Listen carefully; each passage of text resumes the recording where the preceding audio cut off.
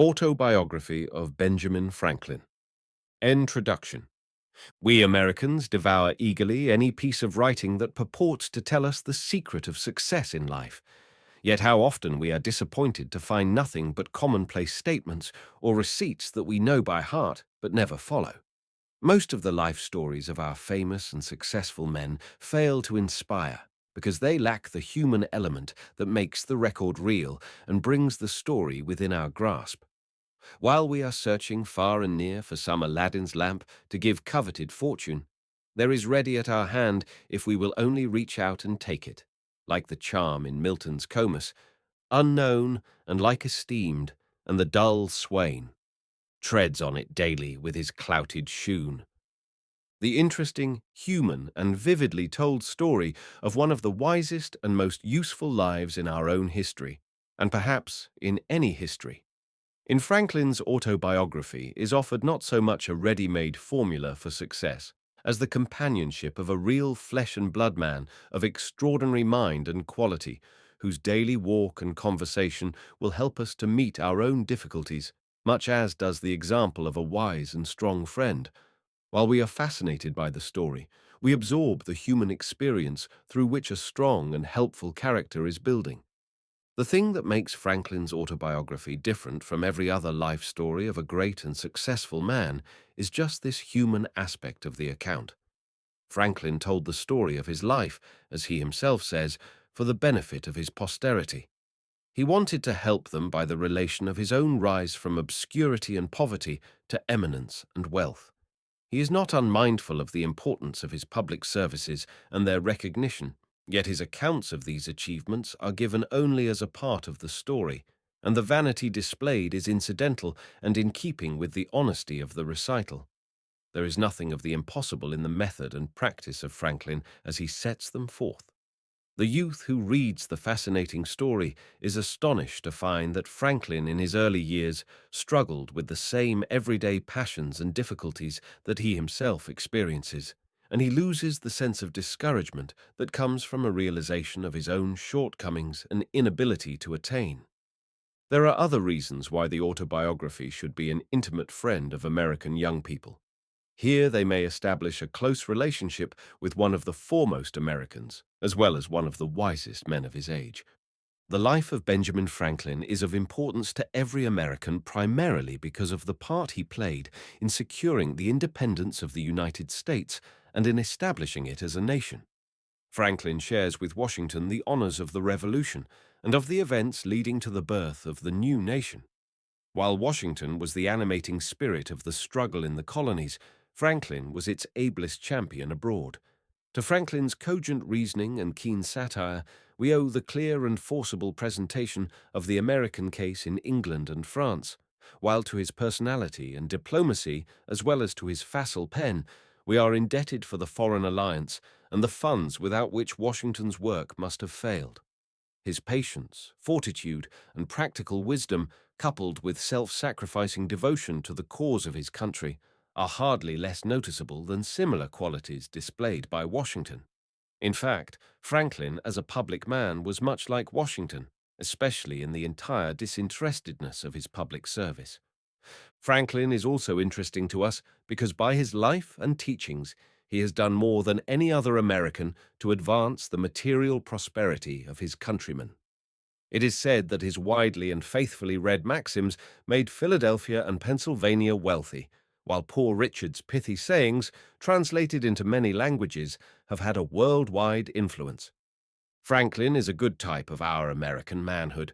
Although not the wealthiest or the most powerful, he is undoubtedly, in the versatility of his genius and achievements, the greatest of our self-made men. The simple yet graphic story in the autobiography of his steady rise from humble boyhood in a tallow chandler shop by industry, economy, and perseverance in self-improvement to eminence is the most remarkable of all the remarkable histories of our self-made men.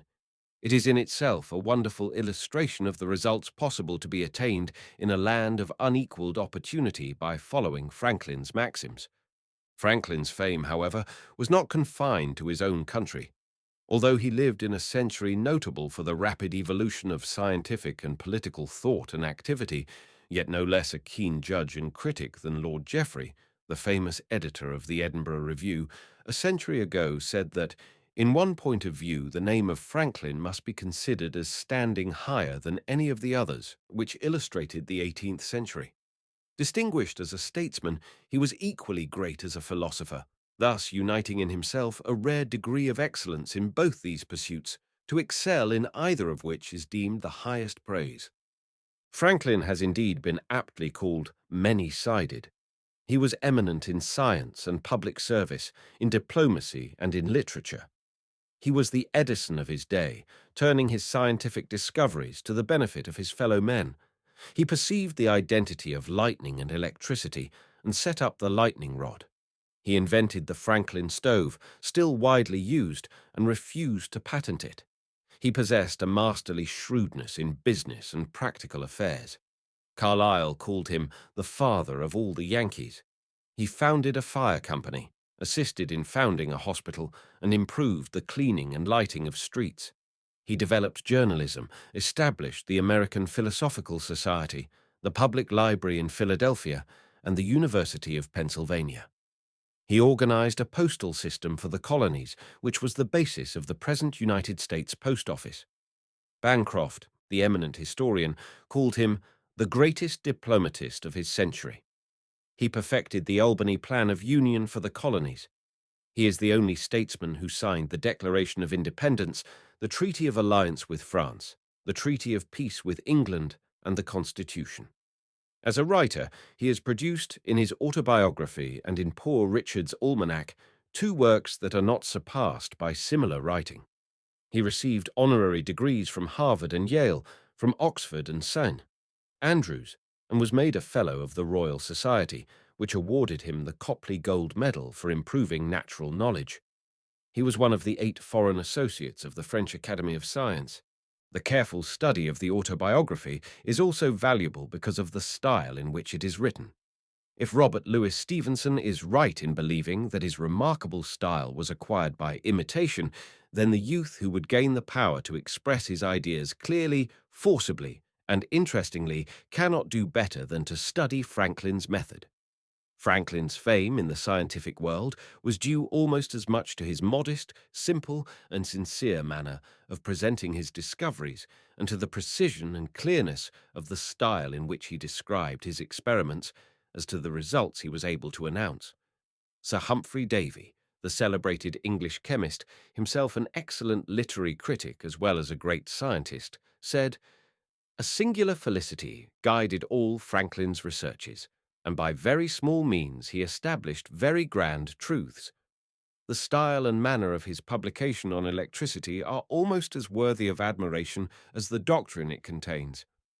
Franklin's place in literature is hard to determine because he was not primarily a literary man.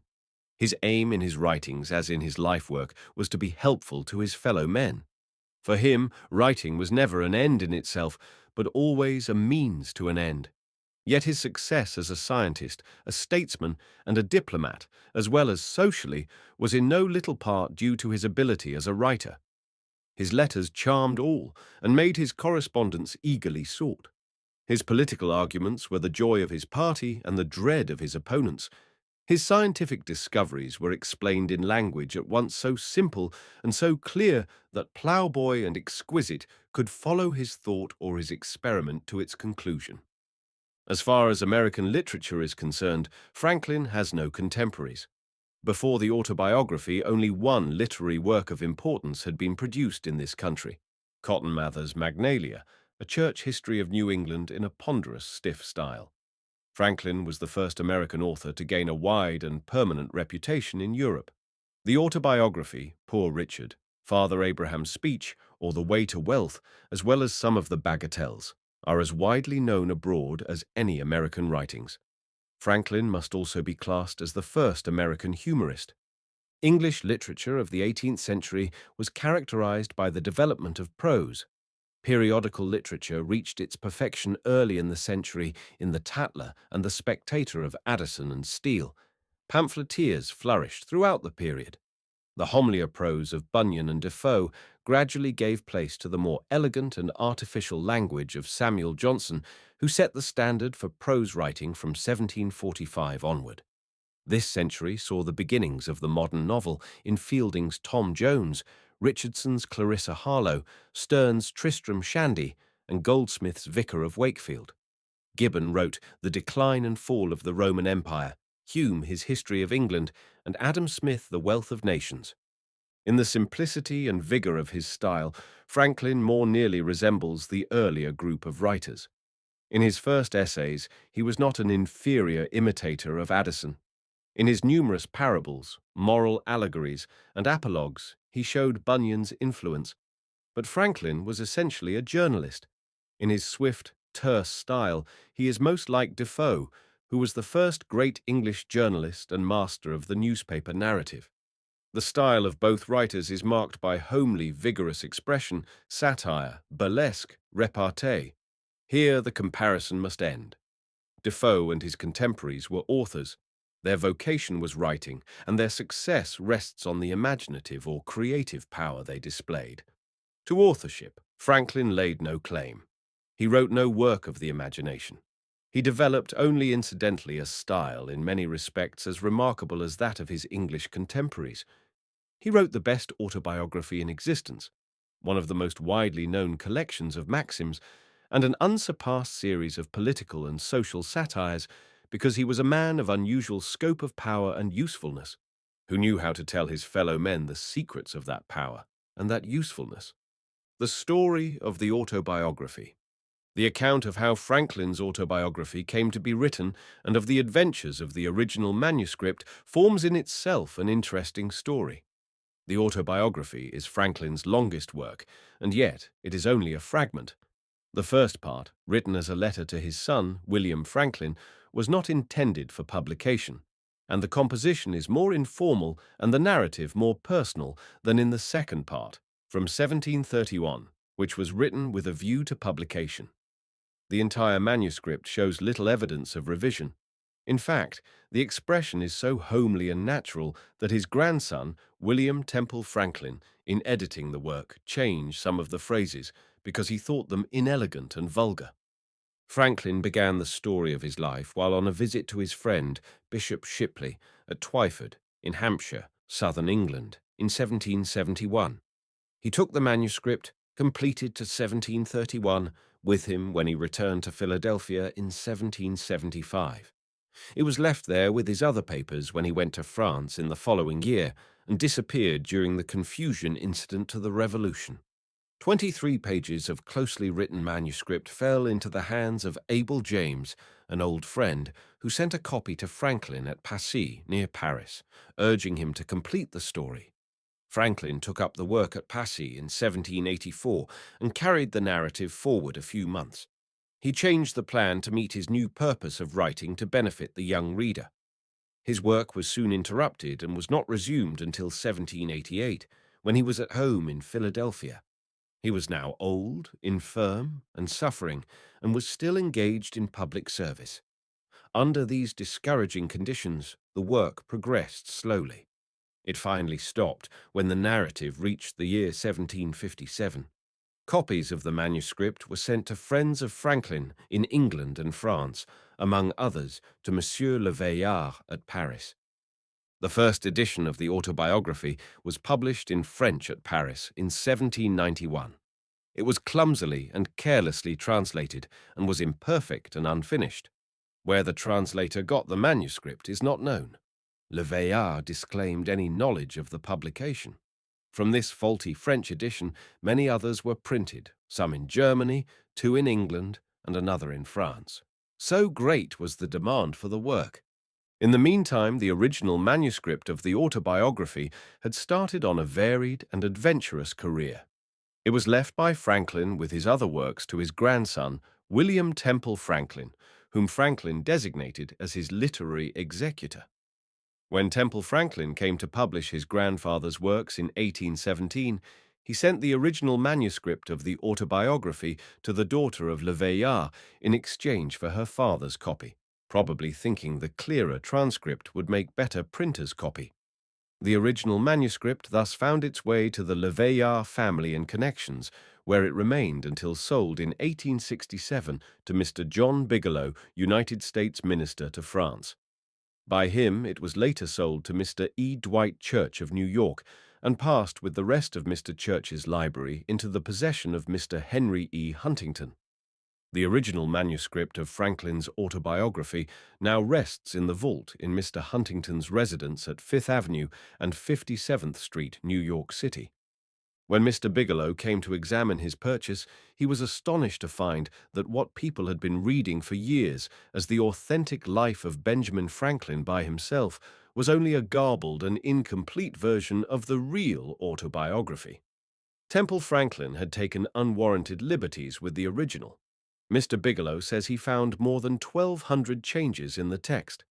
In 1868, therefore, Mr. Bigelow published the standard edition of Franklin's autobiography.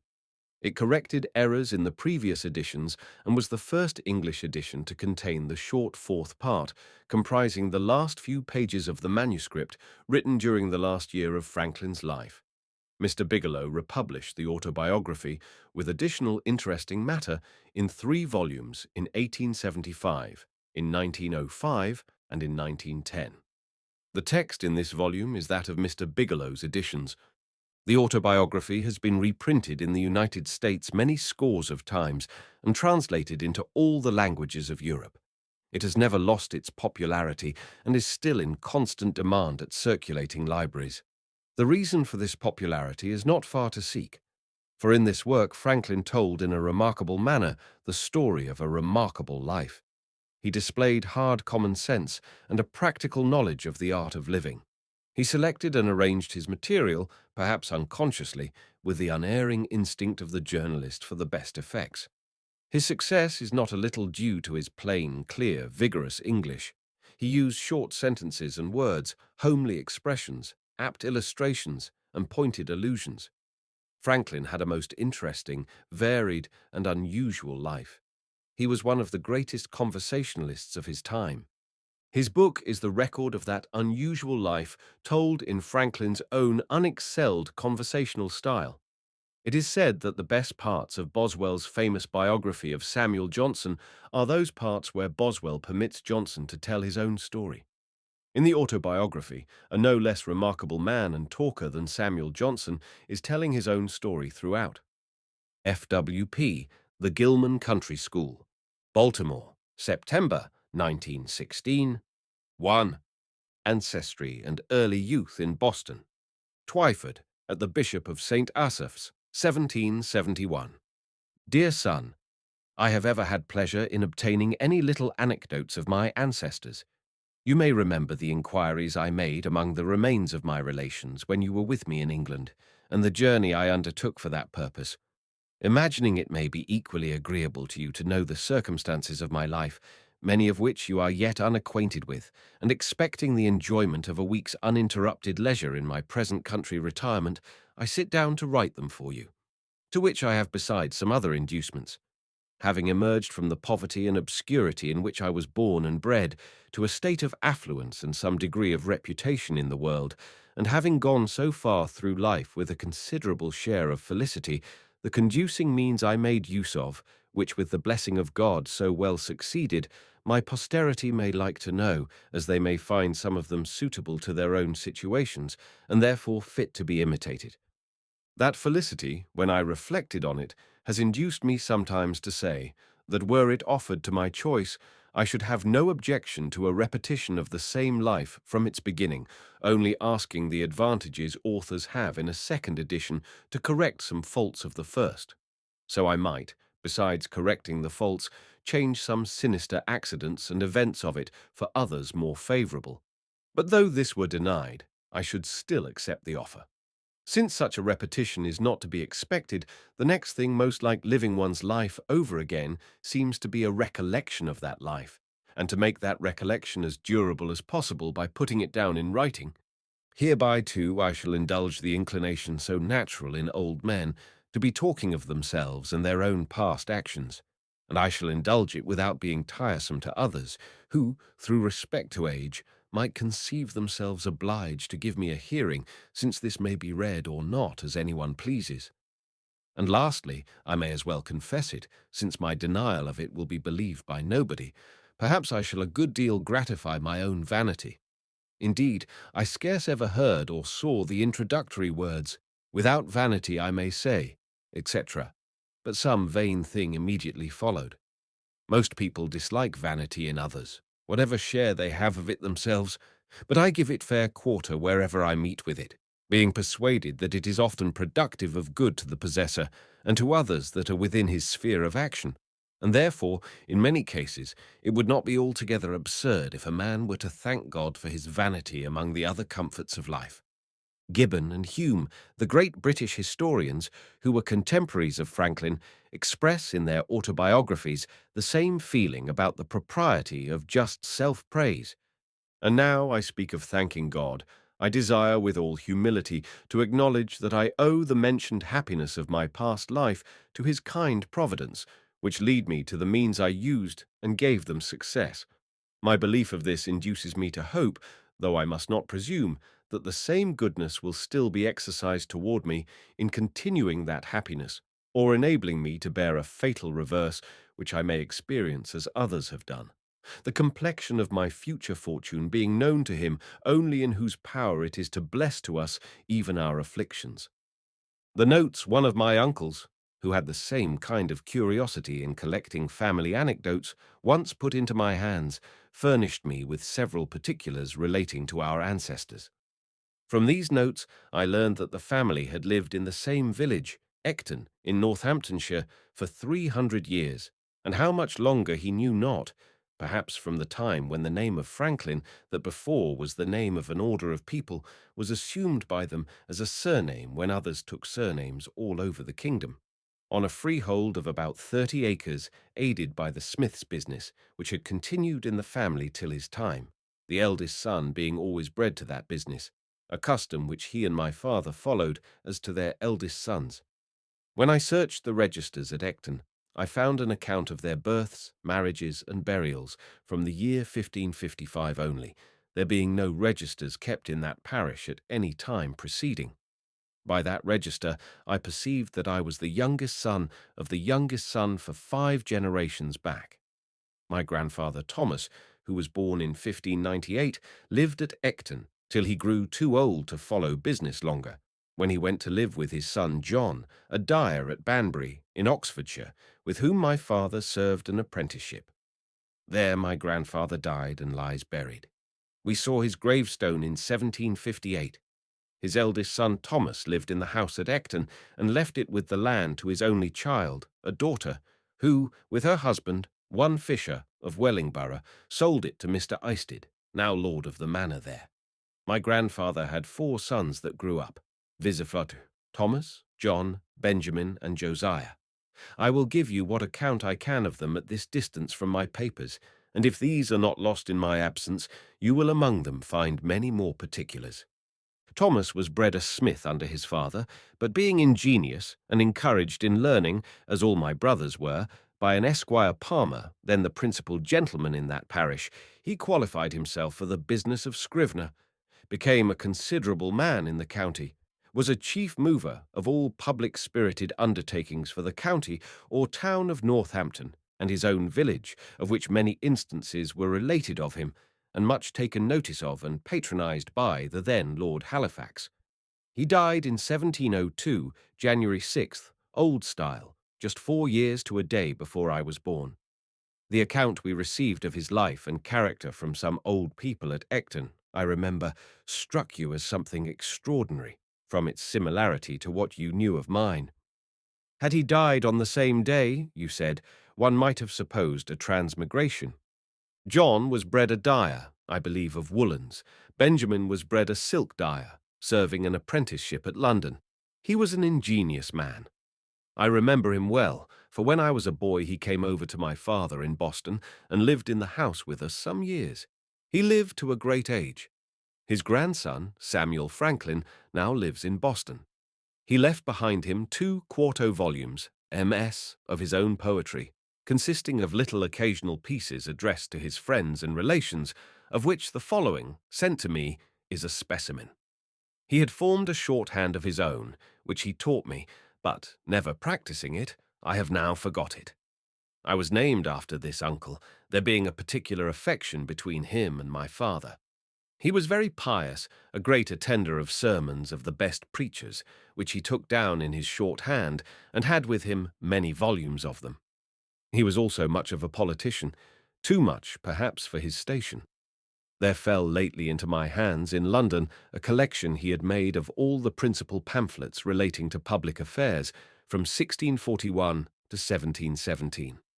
Many of the volumes are wanting, as appears by the numbering, but there still remain 8 volumes in folio and 24 in quarto and in octavo.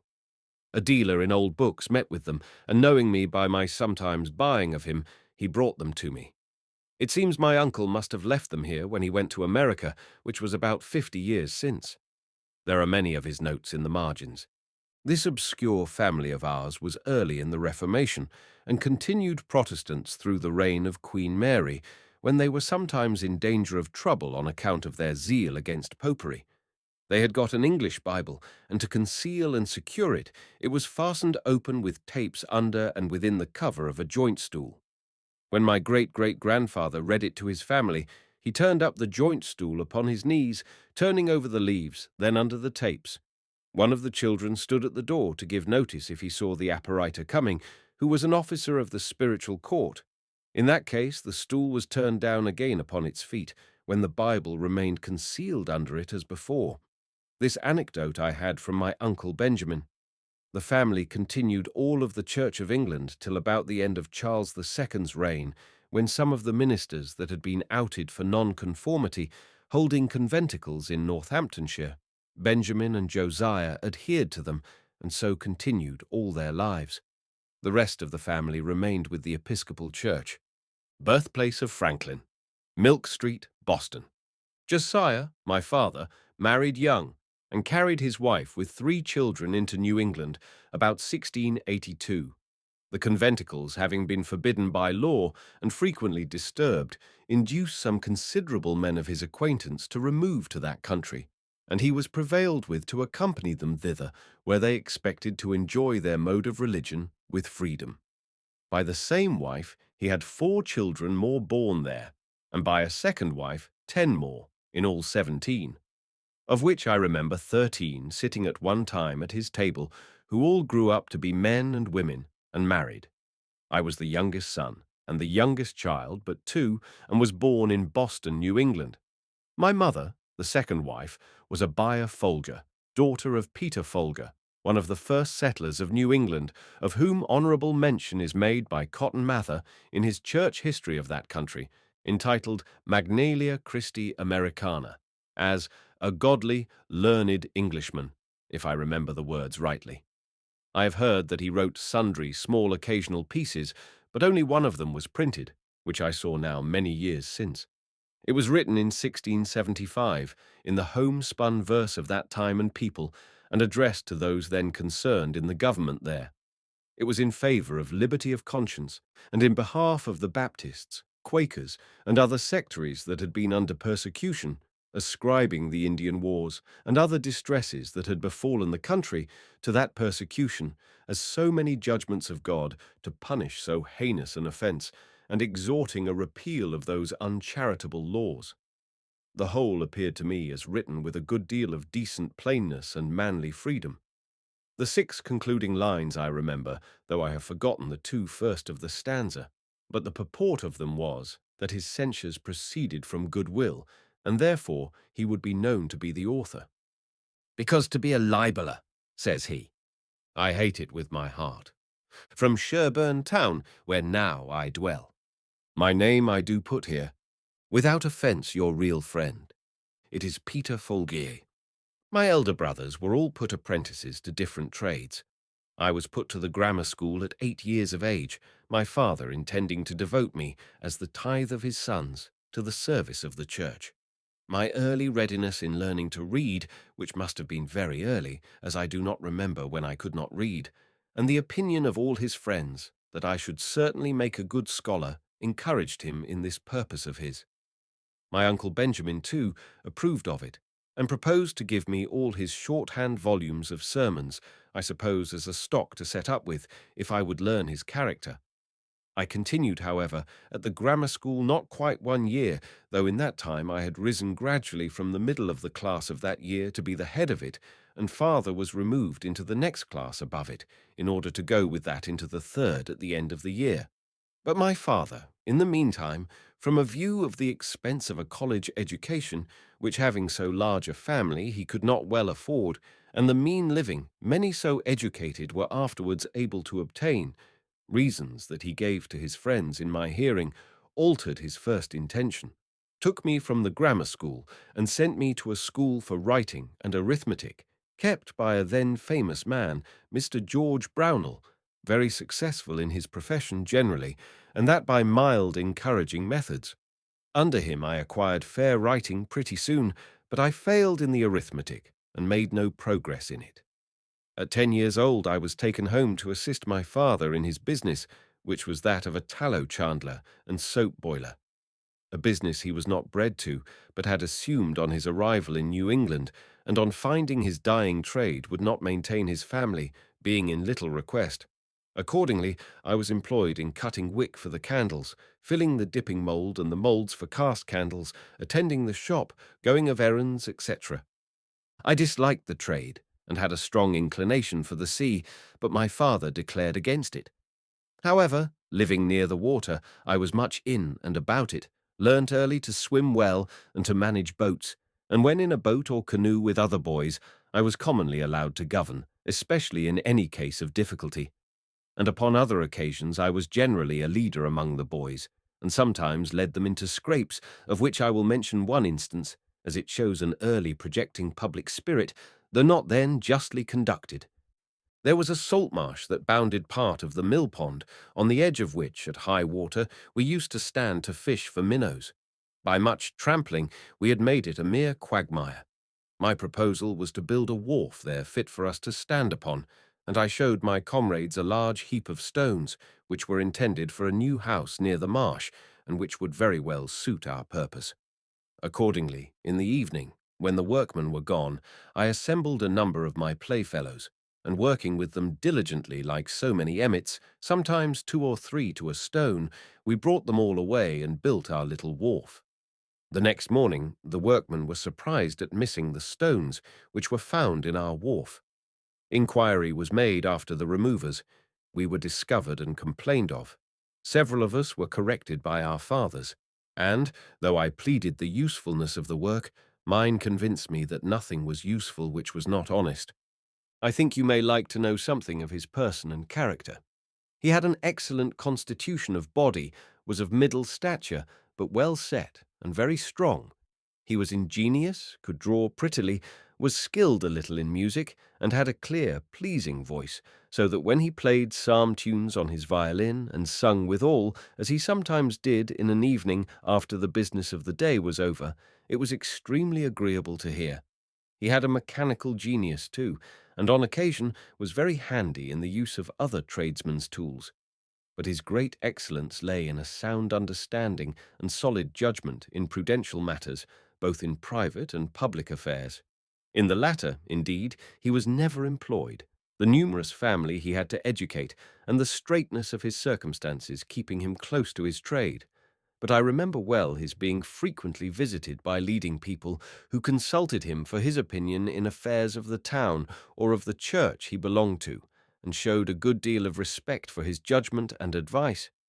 He was also much consulted by private persons about their affairs when any difficulty occurred, and frequently chosen an arbitrator between contending parties. At his table he liked to have, as often as he could, some sensible friend or neighbour to converse with, and always took care to start some ingenious or useful topic for discourse, which might tend to improve the minds of his children.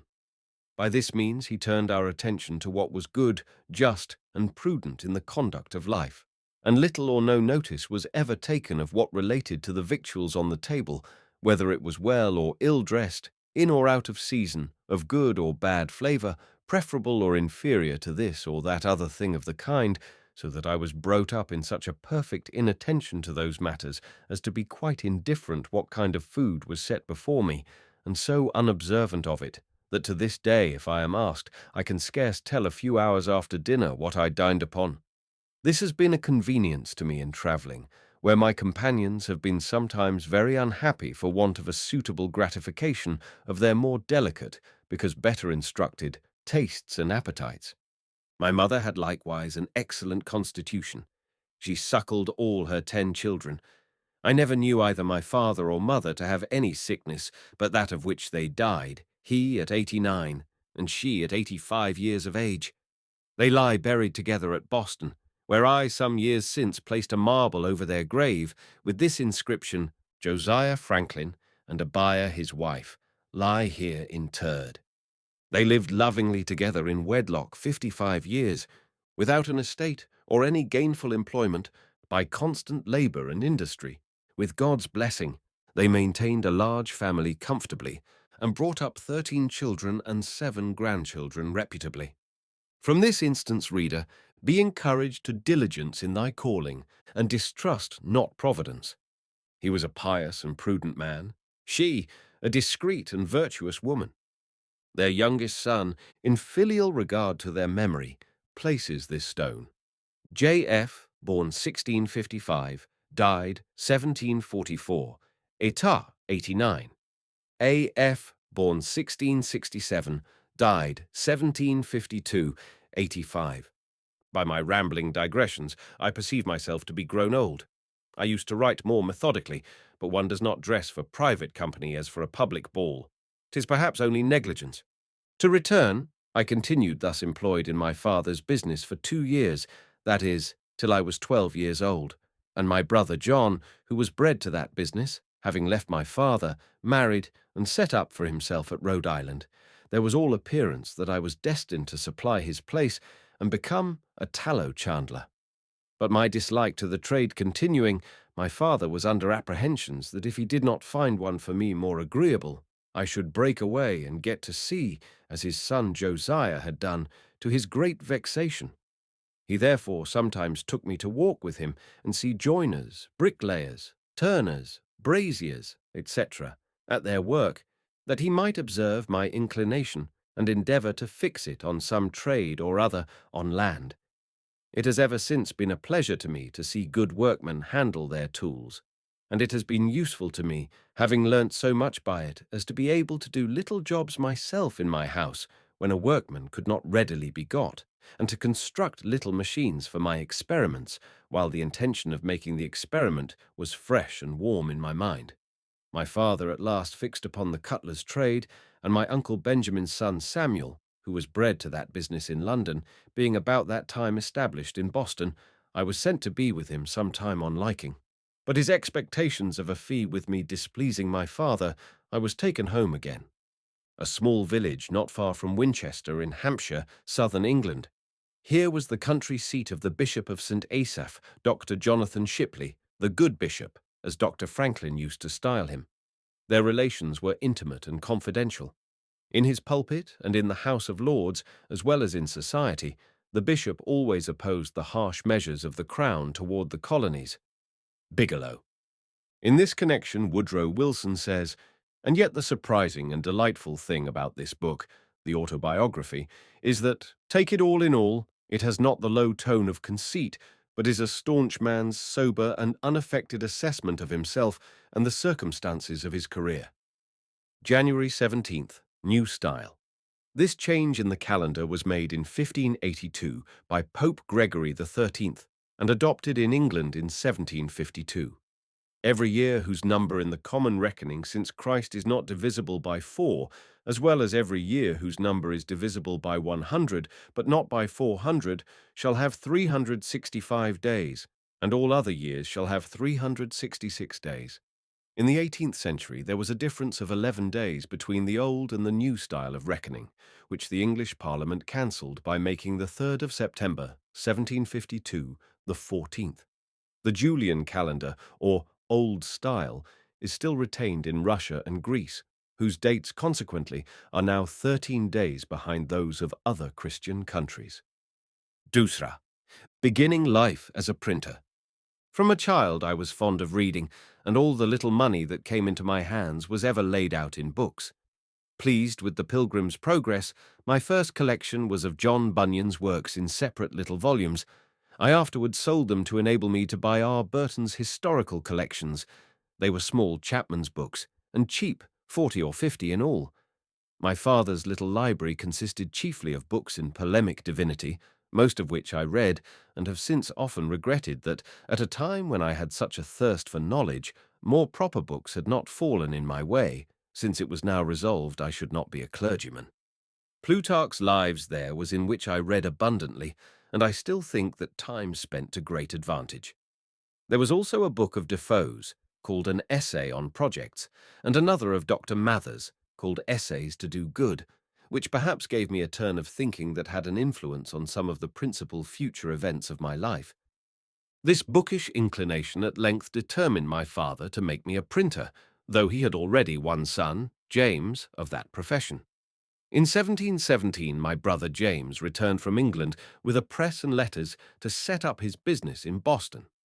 I liked it much better than that of my father, but still had a hankering for the sea. To prevent the apprehended effect of such an inclination, my father was impatient to have me bound to my brother.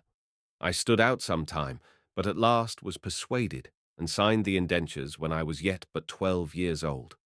I was to serve as an apprentice till I was 21 years of age, only I was to be allowed journeyman's wages during the last year. In a little time I made great proficiency in the business, and became a useful hand to my brother. I now had access to better books. An acquaintance with the apprentices of booksellers enabled me sometimes to borrow a small one, which I was careful to return soon and clean. Often I sat up in my room reading the greatest part of the night, when the book was borrowed in the evening, and to be returned early in the morning, lest it should be missed or wanted.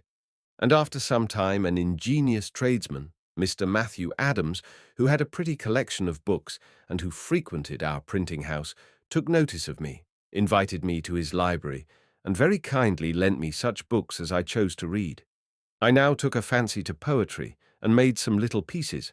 My brother, thinking it might turn to account, encouraged me, and put me on composing occasional ballads. One was called The Lighthouse Tragedy, and contained an account of the drowning of Captain Worthilake, with his 2 daughters. The other was a sailor's song on the taking of Teach, or Blackbeard, the pirate. They were wretched stuff, in the Grub Street ballad style, and when they were printed he sent me about the town to sell them. The first sold wonderfully, the event being recent, having made a great noise. This flattered my vanity, but my father discouraged me by ridiculing my performances and telling me verse-makers were generally beggars. So I escaped being a poet, most probably a very bad one. But as prose writing has been of great use to me in the course of my life, and was a principal means of my advancement, I shall tell you how, in such a situation, I acquired what little ability I have in that way. There was another bookish lad in the town, John Collins by name, with whom I was intimately acquainted. We sometimes disputed, and very fond we were of argument, and very desirous of confuting one another, which disputatious turn, by the way, is apt to become a very bad habit, making people often extremely disagreeable in company by the contradiction that is necessary to bring it into practice. And thence, besides souring and spoiling the conversation, is productive of disgusts and, perhaps, enmities where you may have occasion for friendship. I had caught it by reading my father's books of dispute about religion. Persons of good sense, I have since observed, seldom fall into it, except lawyers, university men, and men of all sorts that have been bred at Edinburgh. A question was once, somehow or other, started between Collins and me, of the propriety of educating the female sex in learning and their abilities for study. He was of opinion that it was improper, and that they were naturally unequal to it. I took the contrary side, perhaps a little for dispute's sake. He was naturally more eloquent, had a ready plenty of words, and sometimes, as I thought, bore me down more by his fluency than by the strength of his reasons. As we parted without settling the point, and were not to see one another again for some time, I sat down to put my arguments in writing, which I copied fair and sent to him. He answered, and I replied. 3 or 4 letters of aside had passed when my father happened to find my papers and read them. Without entering into the discussion, he took occasion to talk to me about the manner of my writing. Observe that, though I had the advantage of my antagonist in correct spelling and pointing, which I owed to the printing house, I fell far short in elegance of expression, in method, and in perspicuity, of which he convinced me by several instances. I saw the justice of his remarks, and thence grew more attentive to the manner in writing, and determined to endeavour at improvement. About this time I met with an odd volume of The Spectator. It was the third. I had never before seen any of them. I bought it, read it over and over, and was much delighted with it. I thought the writing excellent, and wished, if possible, to imitate it. With this view I took some of the papers, and making short hints of the sentiment in each sentence, laid them by a few days, and then, without looking at the book, tried to complete the papers again, by expressing each hinted sentiment at length, and as fully as it had been expressed before, in any suitable words that should come to hand. Then I compared my Spectator with the original, discovered some of my faults, and corrected them. But I found I wanted a stock of words, or a readiness in recollecting and using them, which I thought I should have acquired before that time if I had gone on making verses, since the continual occasion for words of the same import, but of different length, to suit the measure, or of different sound for the rhyme, would have laid me under a constant necessity of searching for variety, and also have tended to fix that variety in my mind, and make me master of it. Therefore I took some of the tales and turned them into verse, and after a time, when I had pretty well forgotten the prose, turned them back again. I also sometimes jumbled my collections of hints into confusion, and after some weeks endeavoured to reduce them into the best order, before I began to form the full sentences and complete the paper. This was to teach me method in the arrangement of thoughts. By comparing my work afterwards with the original, I discovered many faults and amended them, but I sometimes had the pleasure of fancying that, in certain particulars of small import, I had been lucky enough to improve the method of the language, and this encouraged me to think I might possibly in time come to be a tolerable English writer, of which I was extremely ambitious. My time for these exercises and for reading was at night, after work or before it began in the morning, or on Sundays, when I contrived to be in the printing house alone, evading as much as I could the common attendance on public worship which my father used to exact of me when I was under his care, and which indeed I still thought a duty, thought I could not, as it seemed to me, afford time to practice it. When about 16 years of age, I happened to meet with a book written by one Tryon recommending a vegetable diet. I determined to go into it. My brother, being yet unmarried, did not keep house, but boarded himself and his apprentices in another family. My refusing to eat flesh occasioned an inconveniency, and I was frequently chid for my singularity. I made myself acquainted with Tryon's manner of preparing some of his dishes, such as boiling potatoes or rice, making hasty pudding, and a few others, and then proposed to my brother that if he would give me, weekly, half the money he paid for my board, I would board myself. He instantly agreed to it, and I presently found that I could save half what he paid me. This was an additional fund for buying books, but I had another advantage in it. My brother and the rest going from the printing house to their meals, I remained there alone, and, dispatching presently my light repast, which often was no more than a biscuit or a slice of bread, a handful of raisins or a tart from the pastry cook's, and a glass of water, had the rest of the time till their return for study, in which I made the greater progress, from that greater clearness of head and quicker apprehension which usually attend temperance in eating and drinking. And now it was that, being on some occasion made ashamed of my ignorance in figures, which I had twice failed in learning when at school, I took Cocker's Book of Arithmetic, and went through the whole by myself with great ease. I also read Sellers and Shermy's books of navigation, and became acquainted with the little geometry they contain, but never proceeded far in that science. And I read about this time Locke on Human Understanding, and the Art of Thinking, by Messrs. de Port Royal. While I was intent on improving my language, I met with an English grammar, I think it was Greenwood's, at the end of which there were 2 little sketches of the arts of rhetoric and logic, the latter finishing with a specimen of a dispute in the Socratic method. And soon after I procured Xenophon's Memorable Things of Socrates, wherein there are many instances of the same method. I was charmed with it, adopted it, dropped my abrupt contradiction and positive argumentation, and put on the humble inquirer and doubter. And being then, from reading Shaftesbury and Collins, become a real doubter in many points of our religious doctrine, I found this method safest for myself, and very embarrassing to those against whom I used it. Therefore I took a delight in it, practiced it continually, and grew very artful and expert in drawing people, even of superior knowledge, into concessions, the consequences of which they did not foresee, entangling them in difficulties out of which they could not extricate themselves, and so obtaining victories that neither myself nor my cause always deserved. I continued this method some few years, but gradually left it, retaining only the habit of expressing myself in terms of modest diffidence, never using, when I advanced anything that may possibly be disputed, the words certainly, undoubtedly, or any others that give the air of positiveness to an opinion, but rather say, I conceive or apprehend a thing to be so and so.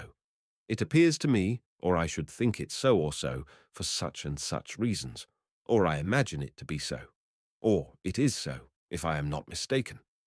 This habit, I believe, has been of great advantage to me when I have had occasion to inculcate my opinions and persuade men into measures that I have been from time to time engaged in promoting, and, as the chief ends of conversation are to inform or to be informed, to please or to persuade, I wish well-meaning, sensible men would not lessen their power of doing good by a positive, assuming manner that seldom fails to disgust, tends to create opposition, and to defeat every one of those purposes for which speech was given to us, to wit, giving or receiving information or pleasure.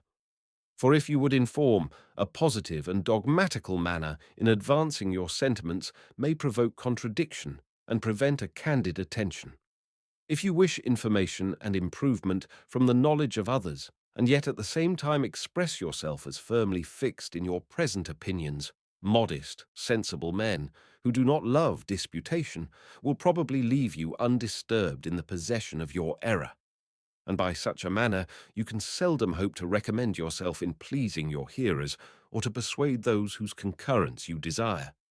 Pope says, judiciously, men should be taught as if you taught them not, and things unknown proposed as things forgot, farther recommending to us, to speak, though sure, with seeming diffidence.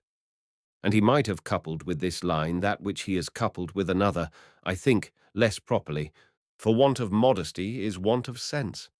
If you ask, why less properly? I must repeat the lines. Immodest words admit of no defence, for want of modesty is want of sense.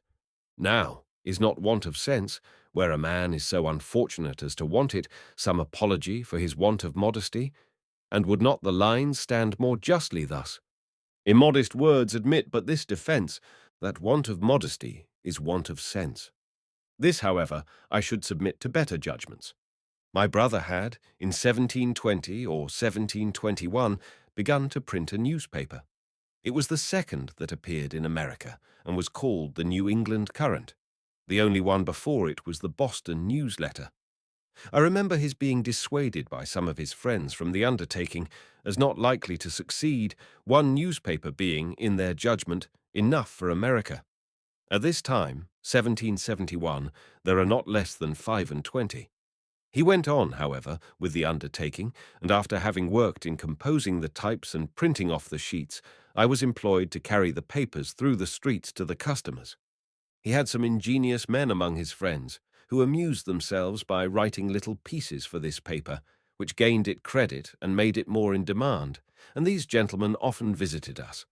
Hearing their conversations and their accounts of the approbation their papers were received with, I was excited to try my hand among them, but being still a boy, and suspecting that my brother would object to printing anything of mine in his paper if he knew it to be mine, I contrived to disguise my hand, and, writing an anonymous paper, I put it in at night under the door of the printing house. It was found in the morning, and communicated to his writing friends when they called in as usual. They read it, commented on it in my hearing, and I had the exquisite pleasure of finding it met with their approbation, and that, in their different guesses at the author, none were named but men of some character among us for learning and ingenuity. I suppose now that I was rather lucky in my judges, and that perhaps they were not really so very good ones, as I then esteemed them. Encouraged, however, by this, I wrote and conveyed in the same way to the press several more papers which were equally approved, and I kept my secret till my small fund of sense for such performances was pretty well exhausted.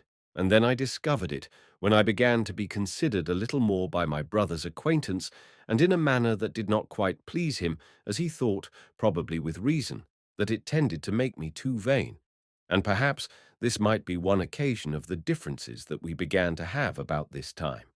Though a brother, he considered himself as my master, and me as his apprentice, and accordingly expected the same services from me as he would from another, while I thought he demeaned me too much in some he required of me, who from a brother expected more indulgence. Our disputes were often brought before our father, and I fancy I was either generally in the right, or else a better pleader, because the judgment was generally in my favor. But my brother was passionate, and had often beaten me, which I took extremely amiss, and thinking my apprenticeship very tedious, I was continually wishing for some opportunity of shortening it, which at length offered in a manner unexpected. I was employed to carry the papers through the streets to the customers. One of the pieces in our newspaper on some political point, which I have now forgotten, gave offence to the Assembly. He was taken up, censured, and imprisoned for a month by the Speaker's warrant, I suppose, because he would not discover his author.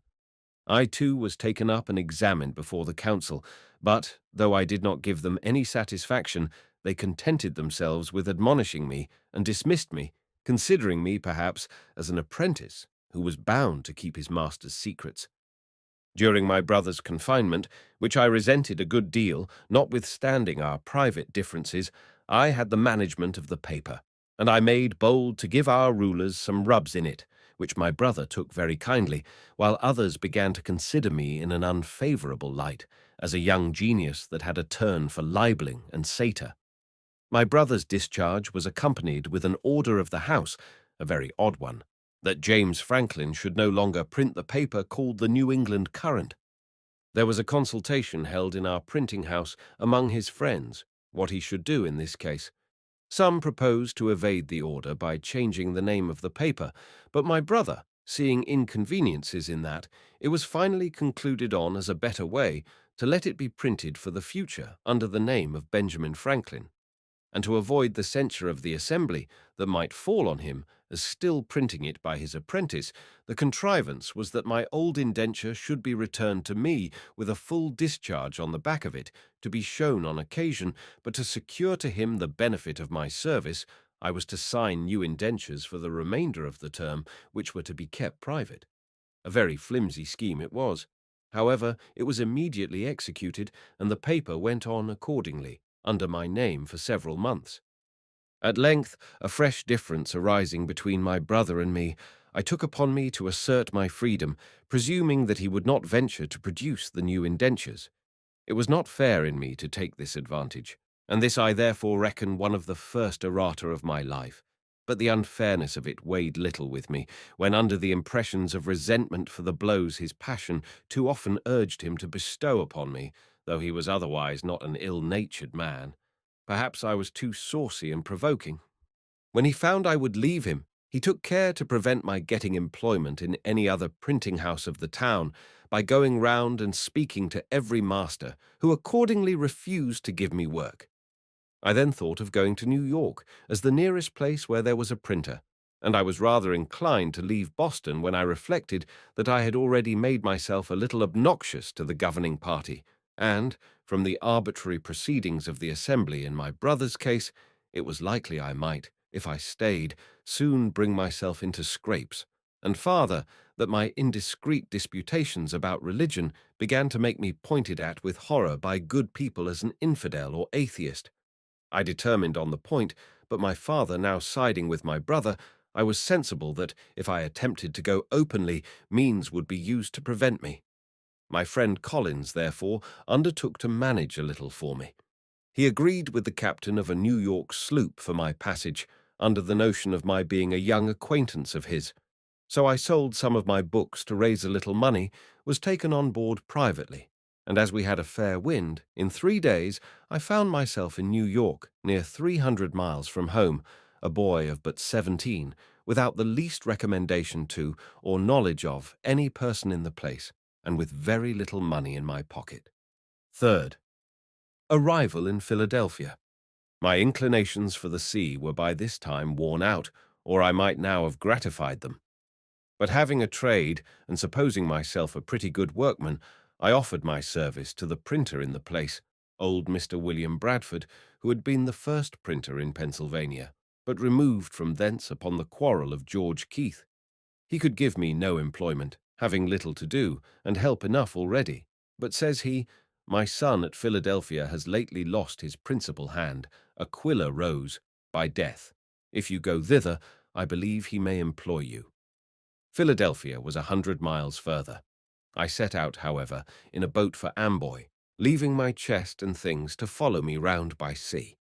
In crossing the bay, we met with a squall that tore our rotten sails to pieces, prevented our getting into the Kill, and drove us upon Long Island. In our way, a drunken Dutchman, who was a passenger too, fell overboard. When he was sinking, I reached through the water to his shock-pot and drew him up, so that we got him in again. His ducking sobered him a little, and he went to sleep, taking first out of his pocket a book which he desired I would dry for him. It proved to be my old favourite author, Bunyan's Pilgrim's Progress, in Dutch, finely printed on good paper, with copper cuts, a dress better than I had ever seen it wear in its own language. I have since found that it has been translated into most of the languages of Europe, and suppose it has been more generally read than any other book, except perhaps the Bible. Honest John was the first that I know of who mixed narration and dialogue, a method of writing very engaging to the reader, who in the most interesting parts finds himself, as it were, brought into the company and present at the discourse. Defoe in his Crusoe, his Moll Flanders, Religious Courtship, Family Instructor, and other pieces, has imitated it with success, and Richardson has done the same in his Pamela, etc. When we drew near the island, we found it was at a place where there could be no landing, there being a great surf on the stony beach, so we dropped anchor and swung round towards the shore. Some people came down to the water edge and hallooed to us, as we did to them, but the wind was so high and the surf so loud that we could not hear so as to understand each other. There were canoes on the shore, and we made signs and hallooed that they should fetch us, but they either did not understand us or thought it impracticable. So they went away, and night coming on, we had no remedy but to wait till the wind should abate. And, in the meantime, the boatman and I concluded to sleep, if we could, and so crowded into the scuttle with the Dutchman, who was still wet, and the spray beating over the head of our boat leaked through to us, so that we were soon almost as wet as he. In this manner we lay all night, with very little rest, but, the wind abating the next day, we made a shift to reach Amboy before night, having been 30 hours on the water, without victuals, or any drink but a bottle of filthy rum, and the water we sailed on being salt. In the evening I found myself very feverish, and went into bed, but having read somewhere that cold water drank plentifully was good for a fever, I followed the prescription, sweat plentifully most of the night. My fever left me, and in the morning, crossing the ferry, I proceeded on my journey on foot, having 50 miles to Burlington, where I was told I should find boats that would carry me the rest of the way to Philadelphia. It rained very hard all the day. I was thoroughly soaked, and by noon a good deal tired, so I stopped at a poor inn, where I stayed all night, beginning now to wish that I had never left home. I cut so miserable a figure, too, that I found, by the questions asked me, I was suspected to be some runaway servant, and in danger of being taken up on that suspicion. However, I proceeded the next day, and got in the evening to an inn, within 8 or 10 miles of Burlington, kept by one Dr. Brown. He entered into conversation with me while I took some refreshment, and finding I had read a little, became very sociable and friendly. Our acquaintance continued as long as he lived. He had been, I imagine, an itinerant doctor, for there was no town in England or country in Europe of which he could not give a very particular account. He had some letters and was ingenious, but much of an unbeliever, and wickedly undertook, some years after, to travesty the Bible in doggerel verse, as Cotton had done Virgil. By this means he set many of the facts in a very ridiculous light, and might have hurt weak minds if his work had been published, but it never was. At his house I lay that night, and the next morning reached Burlington, but had the mortification to find that the regular boats were gone a little before my coming, and no other expected to go before Tuesday, this being Saturday, wherefore I returned to an old woman in the town, of whom I had bought gingerbread to eat on the water, and asked her advice. She invited me to lodge at her house till a passage by water should offer, and being tired with my foot travelling, I accepted the invitation. She, understanding I was a printer, would have had me stay at that town and follow my business, being ignorant of the stock necessary to begin with. She was very hospitable, gave me a dinner of ox cheek with great good will, accepting only of a pot of ale in return, and I thought myself fixed till Tuesday should come. However, walking in the evening by the side of the river, a boat came by, which I found was going towards Philadelphia, with several people in her. They took me in, and, as there was no wind, we rowed all the way. And about midnight, not having yet seen the city, some of the company were confident we must have passed it, and would row no farther.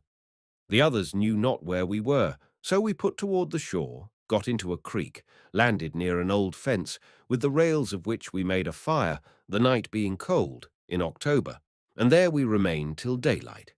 Then one of the company knew the place to be Cooper's Creek, a little above Philadelphia, which we saw as soon as we got out of the creek, and arrived there about 8 or 9 o'clock on the Sunday morning, and landed at the Market Street wharf. I have been the more particular in this description of my journey, and shall be so of my first entry into that city, that you may in your mind compare such unlikely beginnings with the figure I have since made there. I was in my working dress, my best clothes being to come round by sea. I was dirty from my journey, my pockets were stuffed out with shirts and stockings, and I knew no soul nor where to look for lodging. I was fatigued with travelling, rowing, and want of rest. I was very hungry, and my whole stock of cash consisted of a Dutch dollar and about a shilling in copper. The latter I gave the people of the boat for my passage, who at first refused it on account of my rowing, but I insisted on their taking it, a man being sometimes more generous when he has but a little money than when he has plenty, perhaps through fear of being thought to have but little. Then I walked up the street, gazing about till near the market-house I met a boy with bread. I had made many a meal on bread, and inquiring where he got it, I went immediately to the baker's he directed me to in Second Street, and asked for biscuit, intending such as we had in Boston, but they, it seems, were not made in Philadelphia. Then I asked for a 3-penny loaf, and was told they had none such. So not considering or knowing the difference of money, and the greater cheapness nor the names of his bread, I bade him give me 3 penny worth of any sort. He gave me, accordingly, 3 great puffy rolls. I was surprised at the quantity, but took it, and having no room in my pockets, walked off with a roll under each arm, and eating the other. Thus I went up Market Street as far as 4th Street, passing by the door of Mr. Reed, my future wife's father, when she, standing at the door, saw me, and thought I made, as I certainly did, a most awkward, ridiculous appearance. Then I turned and went down Chestnut Street and part of Walnut Street, eating my roll all the way, and coming round, found myself again at Market Street wharf, near the boat I came in, to which I went for a draught of the river water, and being filled with one of my rolls, gave the other 2 to a woman and her child that came down the river in the boat with us, and were waiting to go farther. She, standing at the door, saw me, and thought I made, as I certainly did, a most awkward, ridiculous appearance. Thus refreshed, I walked again up the street, which by this time had many clean-dressed people in it, who were all walking the same way. I joined them, and thereby was led into the great meeting-house of the Quakers near the market. I sat down among them, and, after looking round a while, and hearing nothing said, being very drowsy through labour and want of rest the preceding night, I fell fast asleep, and continued so till the meeting broke up, when one was kind enough to rouse me. This was, therefore, the first house I was in, or slept in Philadelphia. Walking down again toward the river, and looking in the faces of people, I met a young Quaker man whose countenance I liked, and, accosting him, requested he would tell me where a stranger could get lodging. We were then near the sign of the Three Mariners. "Here," says he, "is one place that entertains strangers, but it is not a reputable house. If thee wilt walk with me, I'll show thee a better." He brought me to the Crooked Billet in Water Street. Here I got a dinner, and while I was eating it, several sly questions were asked me, as it seemed to be suspected from my youth and appearance that I might be some runaway. After dinner, my sleepiness returned, and being shown to a bed, I lay down without undressing, and slept till 6 in the evening, was called to supper, went to bed again very early, and slept soundly till next morning. Then I made myself as tidy as I could, and went to Andrew Bradford the printer's. I found in the shop the old man, his father, whom I had seen at New York, and who, travelling on horseback, had got to Philadelphia before me. He introduced me to his son, who received me civilly, gave me a breakfast, but told me he did not at present want a hand, being lately supplied with one. But there was another printer in town, lately set up, one Keimer, who perhaps might employ me. If not, I should be welcome to lodge at his house, and he would give me a little work to do now and then till fuller business should offer. The old gentleman said he would go with me to the new printer, and when we found him, "Neighbour," says Bradford, "I have brought to see you a young man of your business. Perhaps you may want such a one."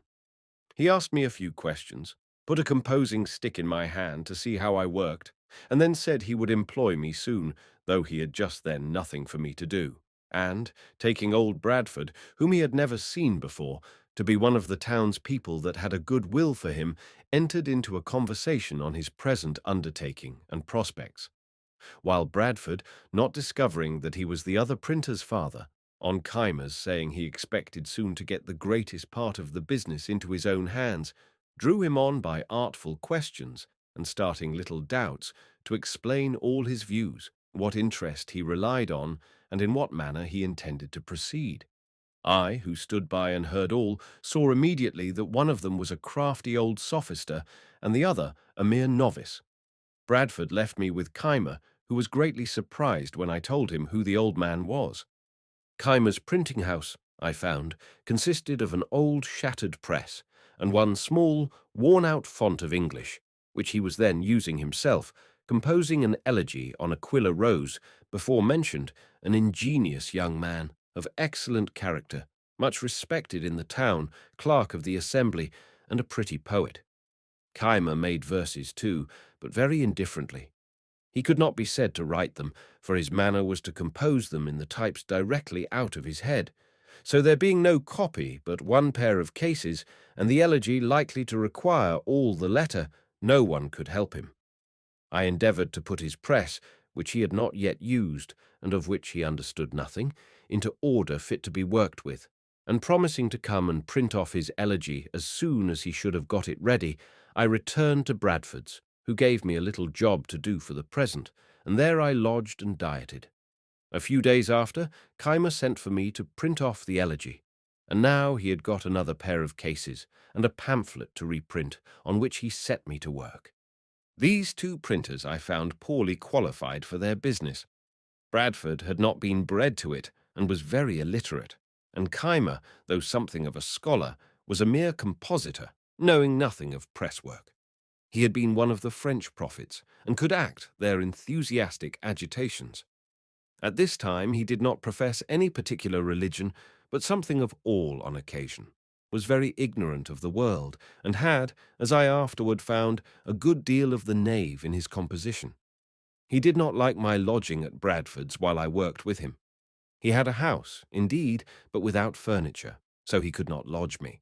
But he got me a lodging at Mr. Reed's before mentioned, who was the owner of his house, and, my chest and clothes being come by this time, I made rather a more respectable appearance in the eyes of Miss Reed than I had done when she first happened to see me eating my roll in the street. I began now to have some acquaintance among the young people of the town that were lovers of reading, with whom I spent my evenings very pleasantly, and gaining money by my industry and frugality, I lived very agreeably, forgetting Boston as much as I could, and not desiring that any there should know where I resided, except my friend Collins, who was in my secret and kept it when I wrote to him. At length an incident happened that sent me back again much sooner than I had intended. I had a brother-in-law, Robert Holmes, master of a sloop that traded between Boston and Delaware. He, being at Newcastle, 40 miles below Philadelphia, heard there of me, and wrote me a letter mentioning the concern of my friends in Boston at my abrupt departure, assuring me of their good will to me, and that everything would be accommodated to my mind if I would return, to which he exhorted me very earnestly. I wrote an answer to his letter, thanked him for his advice, but stated my reasons for quitting Boston fully, and in such a light as to convince him I was not so wrong as he had apprehended. Kill Van Cool, the channel separating Staten Island from New Jersey on the north. Samuel Richardson, the father of the English novel, wrote Pamela, Clarissa Harlowe, and the history of Sir Charles Grandison, novels published in the form of letters. Manuscript. The frames for holding type are in two sections, the upper for capitals and the lower for small letters. Protestants of the south of France, who became fanatical under the persecutions of Louis XIV and thought they had the gift of prophecy. They had as mottos, no taxes and liberty of conscience. Fourth, first visit to Boston. Sir William Keith, governor of the province, was then at Newcastle, and Captain Holmes, happening to be in company with him when my letter came to hand, spoke to him of me and showed him the letter. The governor read it, and seemed surprised when he was told my age. He said I appeared a young man of promising parts, and therefore should be encouraged. The printers at Philadelphia were wretched ones, and, if I would set up there, he made no doubt I should succeed. For his part, he would procure me the public business, and do me every other service in his power. This my brother-in-law afterwards told me in Boston, but I knew as yet nothing of it. When, one day, Keimer and I being at work together near the window, we saw the governor and another gentleman, which proved to be Colonel French of Newcastle, finely dressed, come directly across the street to our house, and heard them at the door. Keimer ran down immediately, thinking it a visit to him, but the governor inquired for me, came up, and with a condescension and politeness I had been quite unused to, made me many compliments, desired to be acquainted with me, blamed me kindly for not having made myself known to him when I first came to the place, and would have me away with him to the tavern, where he was going with Colonel French to taste, as he said, some excellent Madeira. I was not a little surprised, and Keimer starred like a pig poisoned. I went, however, with the governor and Colonel French to a tavern at the corner of 3rd Street, and over the Madeira he proposed my setting up my business, laid before me the probabilities of success, and both he and Colonel French assured me I should have their interest and influence in procuring the public business of both governments. On my doubting whether my father would assist me in it, Sir William said he would give me a letter to him, in which he would state the advantages, and he did not doubt of prevailing with him. So it was concluded I should return to Boston in the first vessel, with the governor's letter recommending me to my father. In the meantime, the intention was to be kept a secret, and I went on working with Keimer as usual, the governor sending for me now and then to dine with him, a very great honor I thought it, and conversing with me in the most affable, familiar, and friendly manner imaginable. About the end of April, 1724, a little vessel offered for Boston. I took leave of Keimer as going to see my friends. The governor gave me an ample letter, saying many flattering things of me to my father, and strongly recommending the project of my setting up at Philadelphia as a thing that must make my fortune. We struck on a shoal in going down the bay, and sprung a leak. We had a blustering time at sea, and were obliged to pump almost continually, at which I took my turn. We arrived safe, however, at Boston in about a fortnight. I had been absent 7 months, and my friends had heard nothing of me. For my brother, Holmes, was not yet returned, and had not written about me. My unexpected appearance surprised the family, All were, however, very glad to see me, and made me welcome, except my brother. I went to see him at his printing house. I was better dressed than ever while in his service, having a genteel new suit from head to foot, a watch, and my pockets lined with near £5 sterling in silver. He received me not very frankly, looked me all over, and turned to his work again. The journeymen were inquisitive where I had been, what sort of a country it was, and how I liked it. I praised it much, and the happy life I led in it, expressing strongly my intention of returning to it. And one of them asking what kind of money we had there, I produced a handful of silver and spread it before them, which was a kind of raree show they had not been used to, paper being the money of Boston. Then I took an opportunity of letting them see my watch. And lastly, my brother still grum and sullen, I gave them a piece of 8 to drink and took my leave. This visit of mine offended him extremely, for when my mother some time after spoke to him of a reconciliation, and of her wishes to see us on good terms together, and that we might live for the future as brothers, he said I had insulted him in such a manner before his people that he could never forget or forgive it. In this, however, he was mistaken. My father received the governor's letter with some apparent surprise, but said little of it to me for some days. When Captain Holmes, returning, he showed it to him, asked him if he knew Keith, and what kind of man he was, adding his opinion that he must be of small discretion to think of setting a boy up in business who wanted yet 3 years of being at man's estate.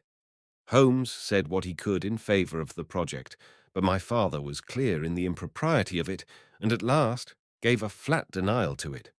Then he wrote a civil letter to Sir William, thanking him for the patronage he had so kindly offered me, but declining to assist me as yet in setting up, I being, in his opinion, too young to be trusted with the management of a business so important, and for which the preparation must be so expensive. My friend and companion Collins, who was a clerk in the post office, pleased with the account I gave him of my new country, determined to go thither also, and, while I waited for my father's determination, he set out before me by land to Rhode Island, leaving his books, which were a pretty collection of mathematics and natural philosophy, to come with mine and me to New York, where he proposed to wait for me. My father, though he did not approve Sir William's proposition, was yet pleased that I had been able to obtain so advantageous a character from a person of such note where I had resided, and that I had been so industrious and careful as to equip myself so handsomely in so short a time. Therefore, seeing no prospect of an accommodation between my brother and me, he gave his consent to my returning again to Philadelphia, advised me to behave respectfully to the people there, endeavor to obtain the general esteem, and avoid lampooning and libeling, to which he thought I had too much inclination, telling me that by steady industry and a prudent parsimony I might save enough by the time I was 21 to set me up, and that, if I came near the matter, he would help me out with the rest. This was all I could obtain, except some small gifts as tokens of his and my mother's love, when I embarked again for New York, now with their approbation and their blessing. The sloop putting in at Newport, Rhode Island, I visited my brother John, who had been married and settled there some years. He received me very affectionately, for he always loved me. A friend of his, one Vernon, having some money due to him in Pennsylvania, about £35 currency, desired I would receive it for him and keep it till I had his directions what to remit it in. Accordingly, he gave me an order. This afterwards occasioned me a good deal of uneasiness. At Newport we took in a number of passengers for New York, among which were 2 young women, companions, and a grave, sensible, matron-like Quaker woman, with her attendants. I had shown an obliging readiness to do her some little services, which impressed her, I suppose, with a degree of goodwill toward me. Therefore, when she saw a daily growing familiarity between me and the 2 young women, which they appeared to encourage, she took me aside and said, "Young man, I am concerned for thee, as thou hast no friend with thee, and seems not to know much of the world, or of the snares youth is exposed to. Depend upon it, those are very bad women, I can see it in all their actions, and if thee art not upon thy guard, they will draw thee into some danger. They are strangers to thee, and I advise thee, in a friendly concern for thy welfare, to have no acquaintance with them." As I seemed at first not to think so ill of them as she did, she mentioned some things she had observed and heard that had escaped my notice, but now convinced me she was right. I thanked her for her kind advice and promised to follow it. When we arrived at New York, they told me where they lived and invited me to come and see them.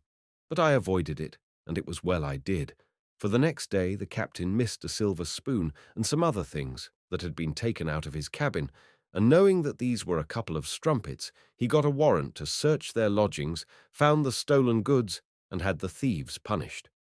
So, though we had escaped a sunken rock, which we scrapped upon in the passage, I thought this escape of rather more importance to me. At New York I found my friend Collins, who had arrived there some time before me.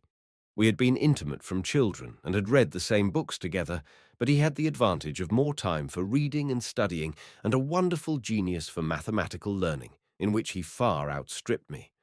While I lived in Boston, most of my hours of leisure for conversation were spent with him, and he continued a sober as well as an industrious lad, was much respected for his learning by several of the clergy and other gentlemen, and seemed to promise making a good figure in life.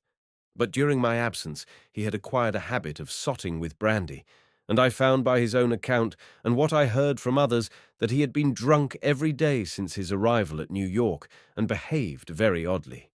He had gamed, too, and lost his money, so that I was obliged to discharge his lodgings and defray his expenses to and at Philadelphia, which proved extremely inconvenient to me. The then governor of New York, Burnet, son of Bishop Burnet, hearing from the captain that a young man, one of his passengers, had a great many books, desired he would bring me to see him.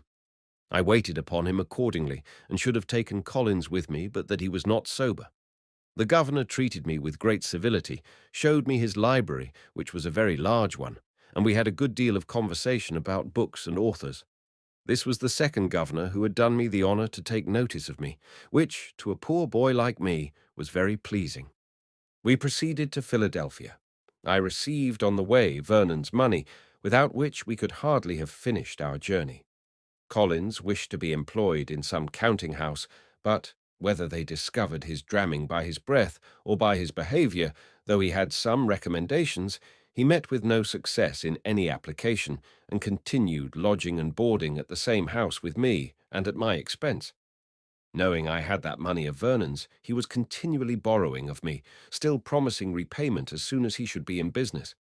At length he had got so much of it that I was distressed to think what I should do in case of being called on to remit it.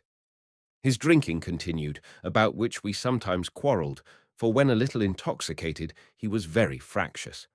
Once, in a boat on the Delaware with some other young men, he refused to row in his turn. "I will be rowed home," says he. "We will not row you," says I. "You must, or stay all night on the water," says he, "just as you please." The others said, "Let us row, what signifies it?" But my mind being soured with his other conduct, I continued to refuse. So he swore he would make me row or throw me overboard, and coming along, stepping on the thwarts toward me, when he came up and struck at me, I clapped my hand under his crutch, and rising, pitched him head foremost into the river. I knew he was a good swimmer, and so was under little concern about him. But before he could get round to lay hold of the boat, we had with a few strokes pulled her out of his reach, and ever when he drew near the boat, we asked if he would row, striking a few strokes to slide her away from him. He was ready to die with vexation, and obstinately would not promise to row. However, seeing him at last beginning to tire, we lifted him in and brought him home dripping wet in the evening. We hardly exchanged a civil word afterwards, and a West India captain, who had a commission to procure a tutor for the sons of a gentleman at Barbados, happening to meet with him, agreed to carry him thither. He left me then, promising to remit me the first money he should receive in order to discharge the debt, but I never heard of him after. The breaking into this money of Vernon's was one of the first great errata of my life, and this affair showed that my father was not much out in his judgment when he supposed me too young to manage business of importance.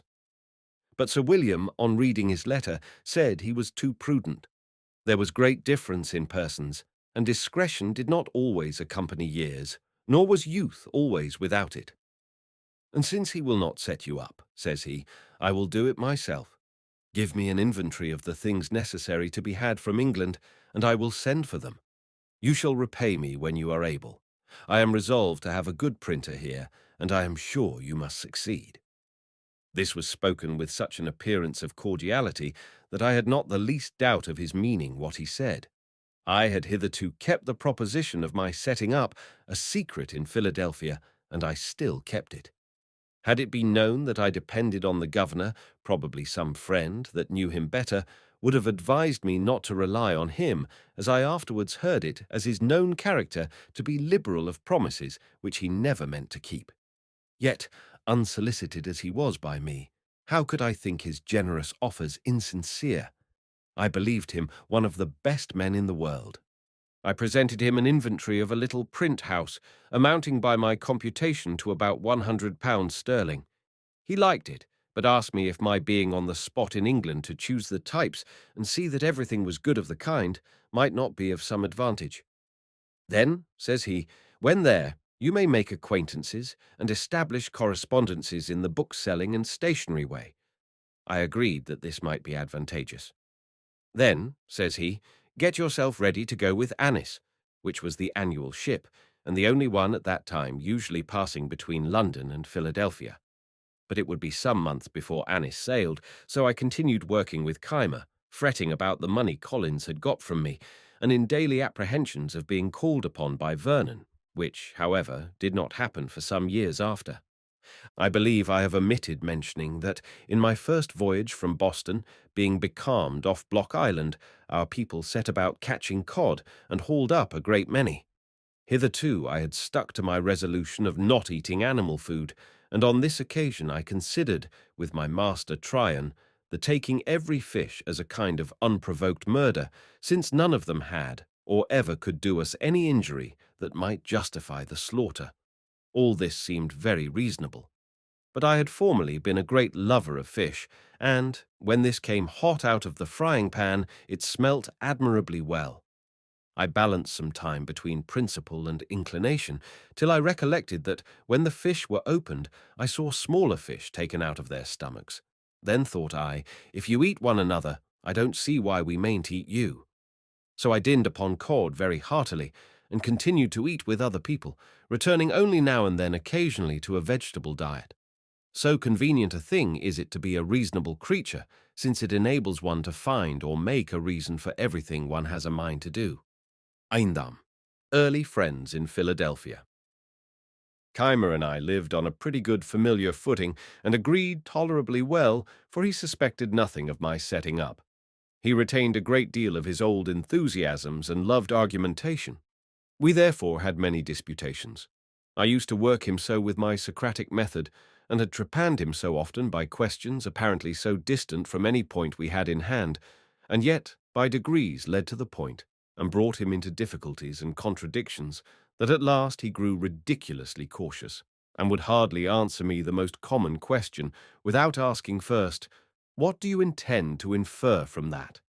However, it gave him so high an opinion of my abilities in the confuting way that he seriously proposed my being his colleague in a project he had of setting up a new sect.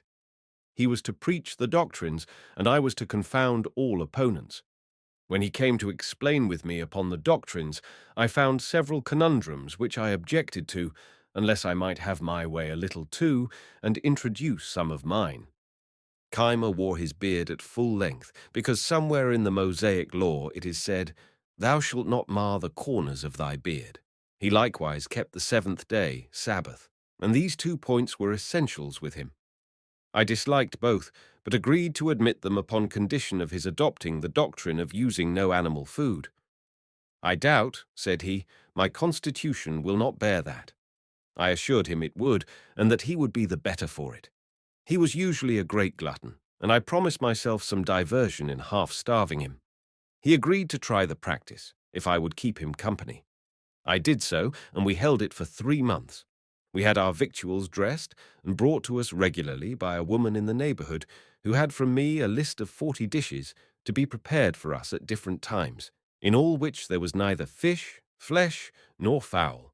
and the whim suited me the better at this time from the cheapness of it, not costing us above 18 pence sterling each per week. I have since kept several Lents most strictly, leaving the common diet for that, and that for the common, abruptly, without the least inconvenience, so that I think there is little in the advice of making those changes by easy gradations. I went on pleasantly, but poor Keimer suffered grievously, tired of the project, longed for the flesh-pots of Egypt, and ordered a roast pig. He invited me and two women friends to dine with him, but, it being brought too soon upon table, he could not resist the temptation, and ate the whole before we came. I had made some courtship during this time to Miss Reed. I had a great respect and affection for her, and had some reason to believe she had the same for me. But, as I was about to take a long voyage, and we were both very young, only a little above 18, it was thought most prudent by her mother to prevent our going too far at present, as a marriage, if it was to take place, would be more convenient after my return, when I should be, as I expected, set up in my business. Perhaps, too, she thought my expectations not so well founded as I imagined them to be. My chief acquaintances at this time were Charles Osborne, Joseph Watson, and James Ralph, all lovers of reading. The two first were clerks to an eminent scrivener or conveyancer in the town, Charles Brockton. The other was clerk to a merchant. Watson was a pious, sensible young man of great integrity. The others rather more lax in their principles of religion, particularly Ralph, who, as well as Collins, had been unsettled by me, for which they both made me suffer. Osborne was sensible, candid, frank, sincere and affectionate to his friends, but, in literary matters, too fond of criticizing. Ralph was ingenious, genteel in his manners, and extremely eloquent. I think I never knew a prettier talker. Both of them were great admirers of poetry, and began to try their hands in little pieces. Many pleasant walks we four had together on Sundays into the woods near Schuylkill, where we read to one another, and conferred on what we read. Ralph was inclined to pursue the study of poetry, not doubting but he might become eminent in it, and make his fortune by it, alleging that the best poets must, when they first began to write, make as many faults as he did. Osborne dissuaded him, assured him he had no genius for poetry, and advised him to think of nothing beyond the business he was bred to, that, in the mercantile way, though he had no stock, he might, by his diligence and punctuality, recommend himself to employment as a factor, and in time acquire wherewith to trade on his own account. I approved the amusing oneself with poetry now and then, so far as to improve one's language, but no farther. On this it was proposed that we should each of us, at our next meeting, produce a piece of our own composing, in order to improve by our mutual observations, criticisms, and corrections. As language and expression were what we had in view, we excluded all considerations of invention by agreeing that the task should be a version of the 18th Psalm, which describes the descent of a deity. When the time of our meeting drew nigh, Ralph called on me first, and let me know his piece was ready. I told him I had been busy, and, having little inclination, had done nothing. He then showed me his piece for my opinion, and I much approved it, as it appeared to me to have great merit. "Now," says he, "Osborne never will allow the least merit in anything of mine, but makes 1,000 criticisms out of mere envy. He is not so jealous of you. I wish, therefore, you would take this piece and produce it as yours. I will pretend not to have had time, and so produce nothing. We shall then see what he will say to it." It was agreed, and I immediately transcribed it, that it might appear in my own hand. We met. Watson's performance was read. There were some beauties in it, but many defects. Osborne's was read. It was much better. Ralph did it justice, remarked some faults, but applauded the beauties. He himself had nothing to produce. I was backward, seemed desirous of being excused, had not had sufficient time to correct, etc. But no excuse could be admitted. Produce I must. It was read and repeated. Watson and Osborne gave up the contest and joined in applauding it. Ralph only made some criticisms and proposed some amendments, but I defended my text. Osborne was against Ralph and told him he was no better a critic than poet, so he dropped the argument.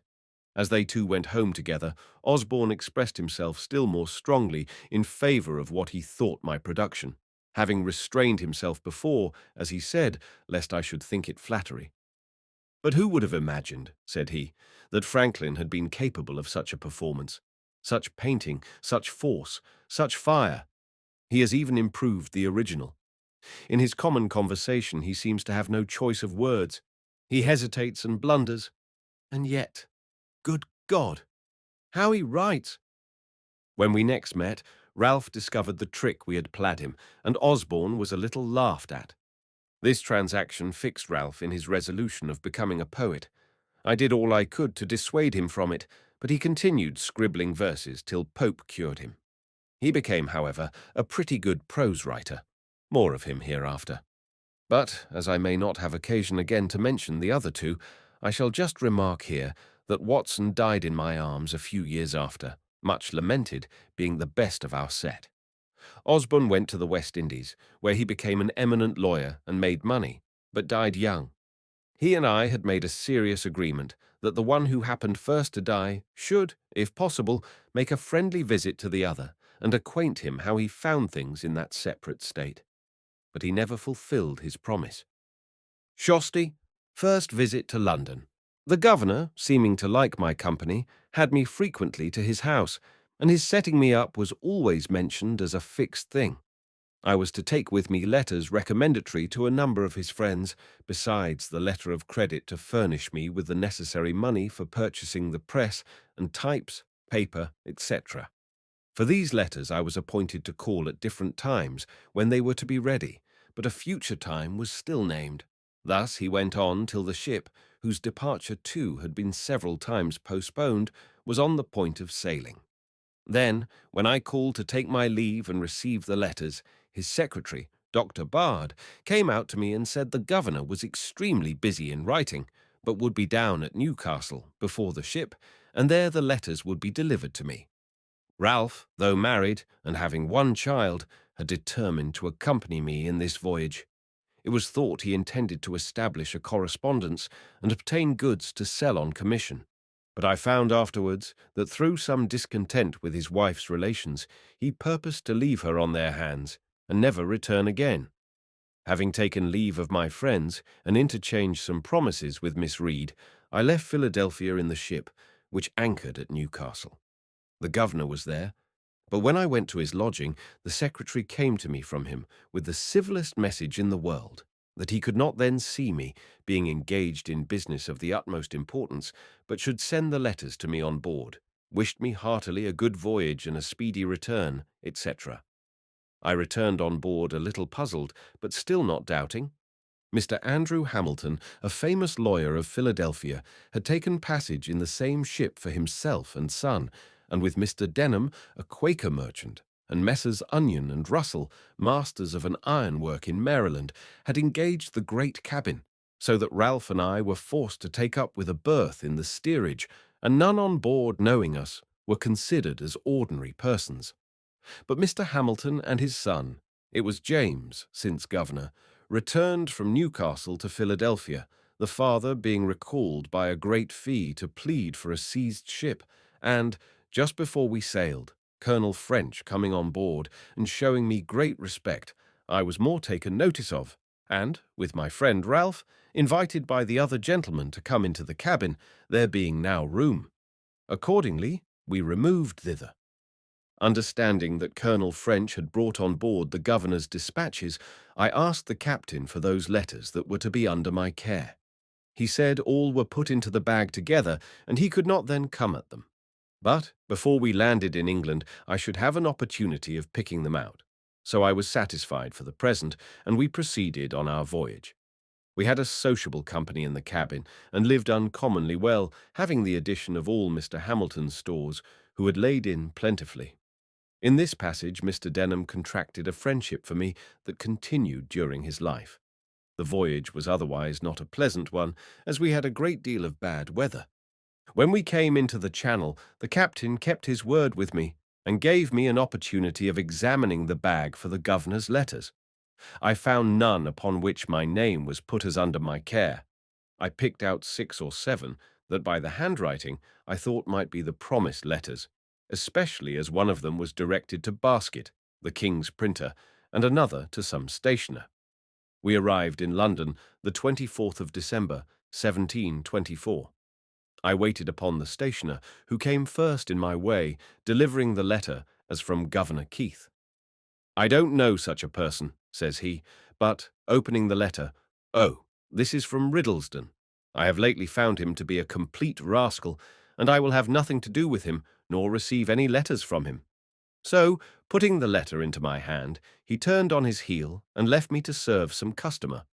I was surprised to find these were not the governor's letters, and, after recollecting and comparing circumstances, I began to doubt his sincerity. I found my friend Denham, and opened the whole affair to him. He let me into Keith's character, told me there was not the least probability that he had written any letters for me, that no one who knew him had the smallest dependence on him, and he laughed at the notion of the governor's giving me a letter of credit, having, as he said, no credit to give. On my expressing some concern about what I should do, he advised me to endeavor getting some employment in the way of my business.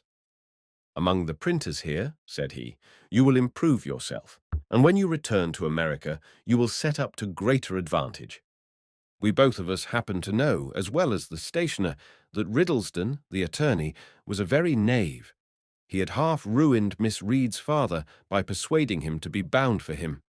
By this letter it appeared there was a secret scheme on foot to the prejudice of Hamilton, supposed to be then coming over with us, and that Keith was concerned in it with Riddlesden.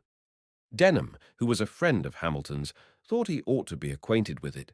So, when he arrived in England, which was soon after, partly from resentment and ill will to Keith and Riddlesden, and partly from goodwill to him, I waited on him and gave him the letter.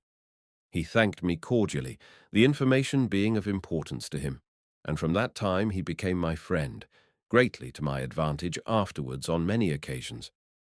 But what shall we think of a governor's playing such pitiful tricks, and imposing so grossly on a poor ignorant boy? It was a habit he had acquired.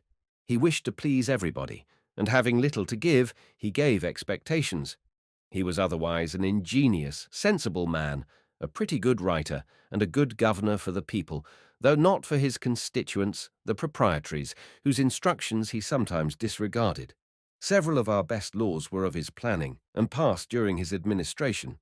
Ralph and I were inseparable companions. We took lodgings together in Little Britain at 3 shillings and sixpence a week, as much as we could then afford. He found some relations, but they were poor and unable to assist him. He now let me know his intentions of remaining in London, and that he never meant to return to Philadelphia. He had brought no money with him, the whole he could muster having been expended in paying his passage. I had 15 pistoles, so he borrowed occasionally of me to subsist while he was looking out for business. He first endeavored to get into the playhouse, believing himself qualified for an actor, but Wilkes, to whom he applied, advised him candidly not to think of that employment, as it was impossible he should succeed in it. Then he proposed to Roberts, a publisher in Paternoster Row, to write for him a weekly paper like The Spectator, on certain conditions, which Roberts did not approve. Then he endeavored to get employment as a hackney writer, to copy for the stationers and lawyers about the Temple, but could find no vacancy. I immediately got into work at Palmer's, then a famous printing house in Bartholomew Close, and here I continued near a year. I was pretty diligent, but spent with Ralph a good deal of my earnings in going to plays and other places of amusement. We had together consumed all my pistoles, and now just rubbed on from hand to mouth. He seemed quite to forget his wife and child, and I, by degrees, my engagements with Miss Reed, to whom I never wrote more than one letter, and that was to let her know I was not likely soon to return. This was another of the great errata of my life, which I should wish to correct if I were to live it over again. In fact, by our expenses, I was constantly kept unable to pay my passage. At Palmer's I was employed in composing for the second edition of Wollaston's Religion of Nature. Some of his reasonings not appearing to me well-founded, I wrote a little metaphysical piece in which I made remarks on them. It was entitled A Dissertation on Liberty and Necessity, Pleasure and Pain. I inscribed it to my friend Ralph. I printed a small number. It occasioned my being more considered by Mr. Palmer as a young man of some ingenuity, though he seriously expostulated with me upon the principles of my pamphlet, which to him appeared abominable. My printing this pamphlet was another erratum. While I lodged in Little Britain, I made an acquaintance with one Wilcox, a bookseller, whose shop was at the next door. He had an immense collection of second-hand books. Circulating libraries were not then in use, but we agreed that on certain reasonable terms, which I have now forgotten, I might take, read, and return any of his books. This I esteemed a great advantage, and I made as much use of it as I could. My pamphlet, by some means falling into the hands of one Lyons, a surgeon, author of a book entitled The Infallibility of Human Judgment, it occasioned an acquaintance between us. He took great notice of me, called on me often to converse on those subjects, carried me to the Horns, a pale alehouse in Lane, Cheapside, and introduced me to Dr. Mandeville, author of The Fable of the Bees, who had a club there, of which he was the soul, being a most facetious, entertaining companion. Lyons, too, introduced me to Dr. Pemberton at Batson's Coffee House, who promised to give me an opportunity, some time or other, of seeing Sir Isaac Newton, of which I was extremely desirous. But this never happened. I had brought over a few curiosities, among which the principal was a purse made of the asbestos which purifies by fire. Sir Hans Sloane heard of it, came to see me, and invited me to his house in Bloomsbury Square, where he showed me all his curiosities, and persuaded me to let him add that to the number, for which he paid me handsomely. In our house there lodged a young woman, a milliner, who, I think, had a shop in the cloisters. She had been genteelly bred, was sensible and lively, and of most pleasing conversation. Ralph read plays to her in the evenings. They grew intimate, she took another lodging, and he followed her.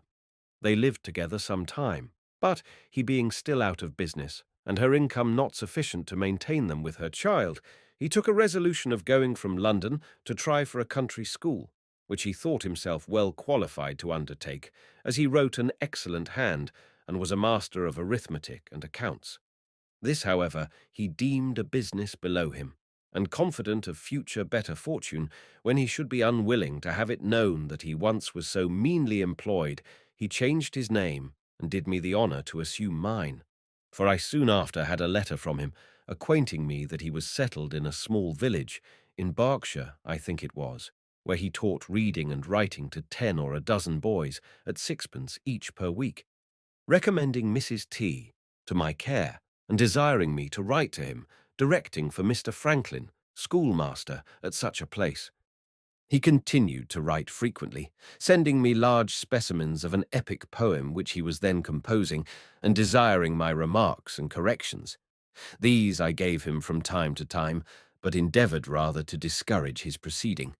One of Young's satires was then just published. I copied and sent him a great part of it, which set in a strong light the folly of pursuing the Muses with any hope of advancement by them. All was in vain. Sheets of the poem continued to come by every post.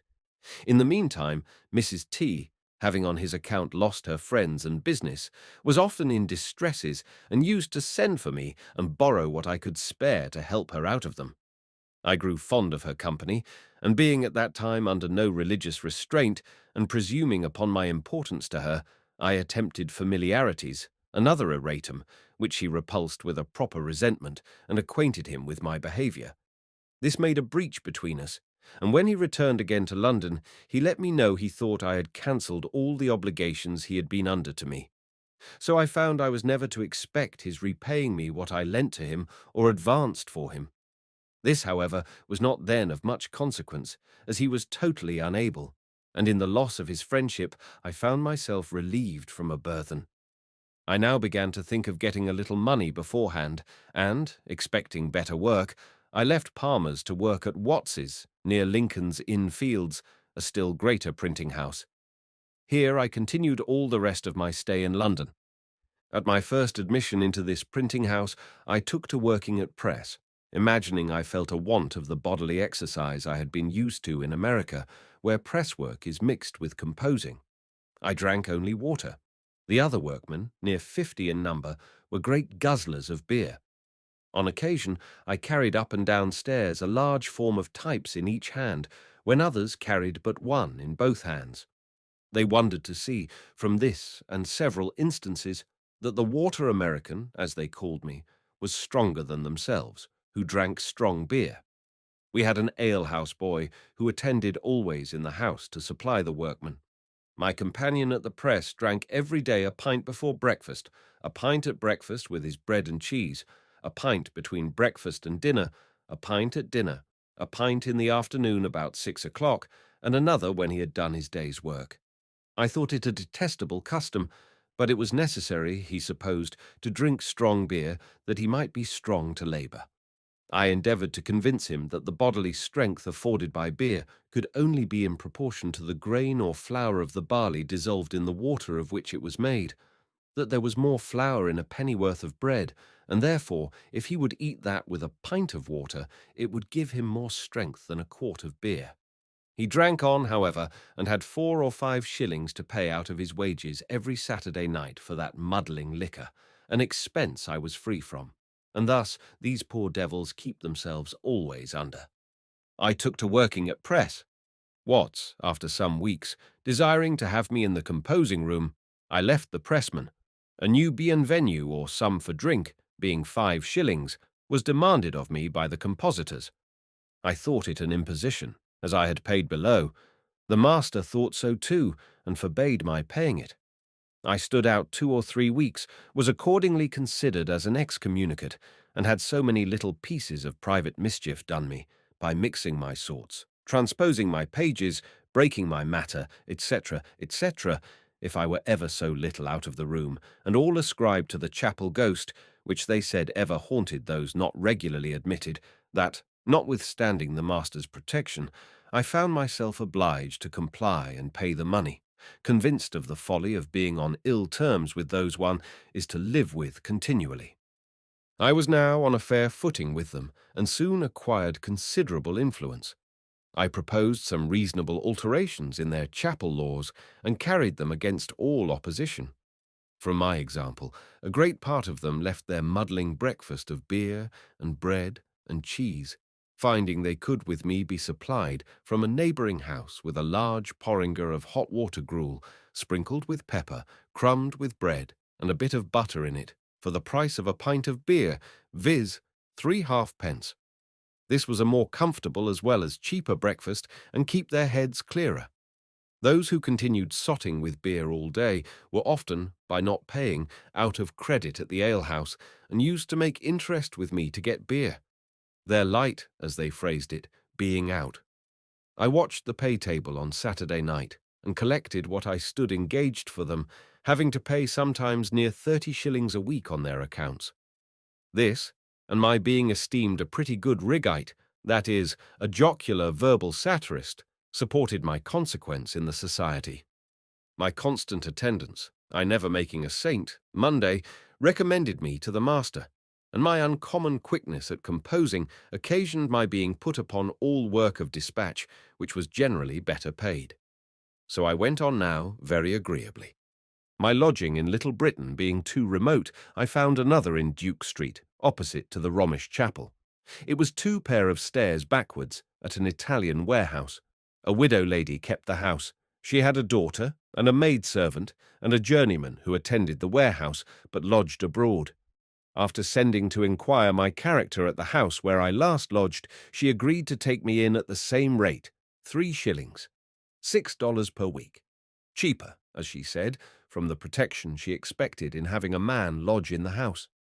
She was a widow, an elderly woman, had been bred a Protestant, being a clergyman's daughter, but was converted to the Catholic religion by her husband, whose memory she much revered, had lived much among people of distinction, and knew 1,000 anecdotes of them as far back as the times of Charles II. She was lame in her knees with the gout, and therefore seldom stirred out of her room, so sometimes wanted company, and hers was so highly amusing to me that I was sure to spend an evening with her whenever she desired it. Our supper was only half an anchovy each, on a very little strip of bread and butter, and half a pint of ale between us, but the entertainment was in her conversation. My always keeping good hours and giving little trouble in the family made her unwilling to part with me, so that when I talked of a lodging I had heard of, nearer my business, for 2 shillings a week, which, intent as I now was on saving money, made some difference, she bid me not think of it, for she would abate me 2 shillings a week for the future.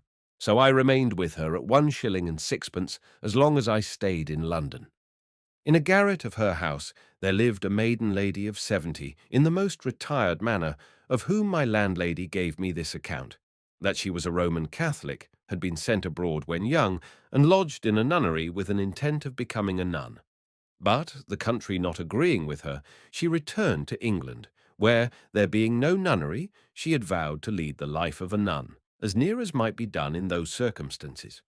Accordingly, she had given all her estate to charitable uses, reserving only £12 a year to live on, and out of this sum she still gave a great deal in charity, living herself on water gruel only, and using no fire but to boil it. She had lived many years in that garret, being permitted to remain there gratis by successive Catholic tenants of the house below, as they deemed it a blessing to have her there. A priest visited her to confess her every day. I have asked her, says my landlady, how she, as she lived, could possibly find so much employment for a confessor. Oh, said she, it is impossible to avoid vain thoughts. I was permitted once to visit her. She was cheerful and polite, and conversed pleasantly.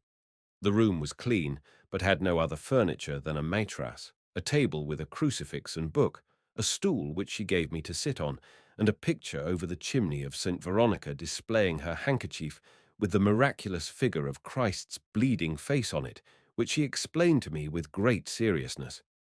She looked pale, but was never sick, and I give it as another instance on how small an income, life, and health may be supported.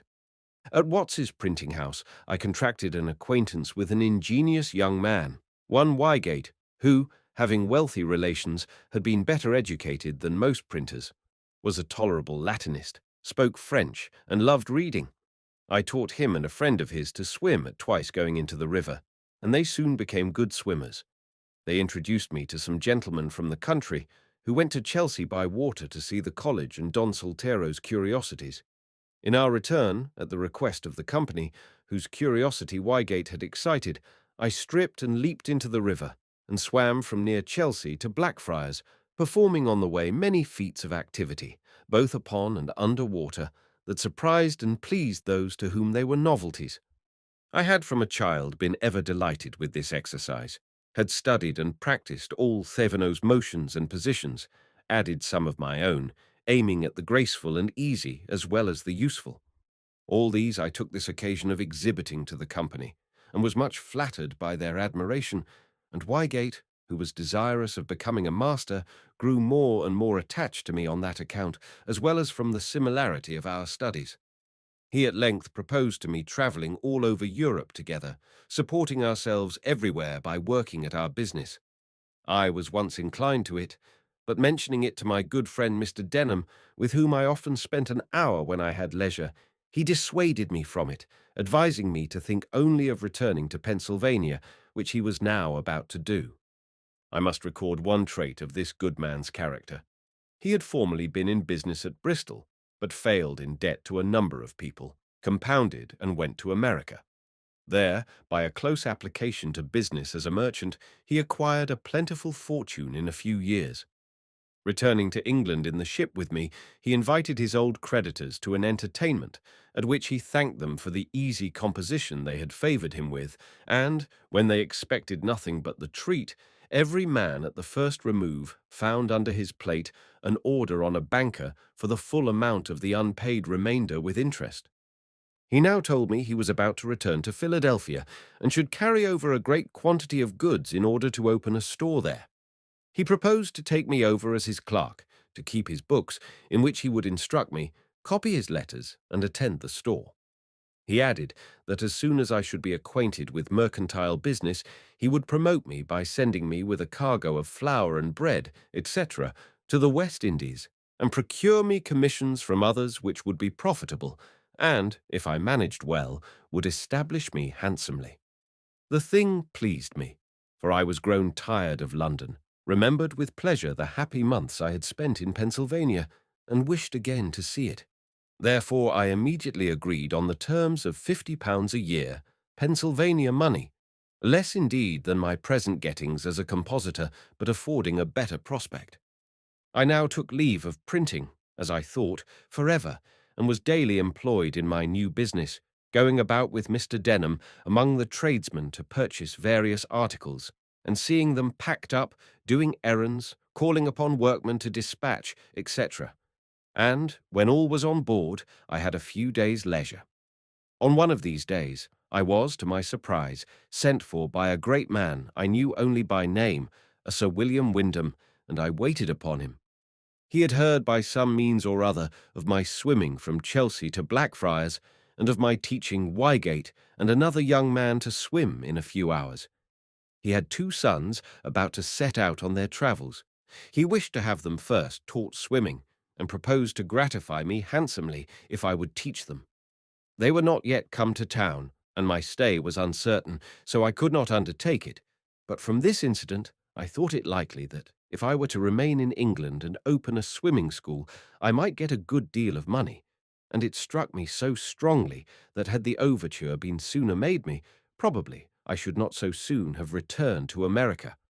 After many years, you and I had something of more importance to do with one of these sons of Sir William Wyndham, become Earl of Egremont, which I shall mention in its place. Thus I spent about 18 months in London. Most part of the time I worked hard at my business, and spent but little upon myself, except in seeing plays and in books. My friend Ralph had kept me poor. He owed me about £27, which I was now never likely to receive, a great sum out of my small earnings. I loved him notwithstanding, for he had many amiable qualities. I had by no means improved my fortune, but I had picked up some very ingenious acquaintance whose conversation was of great advantage to me, and I had read considerably.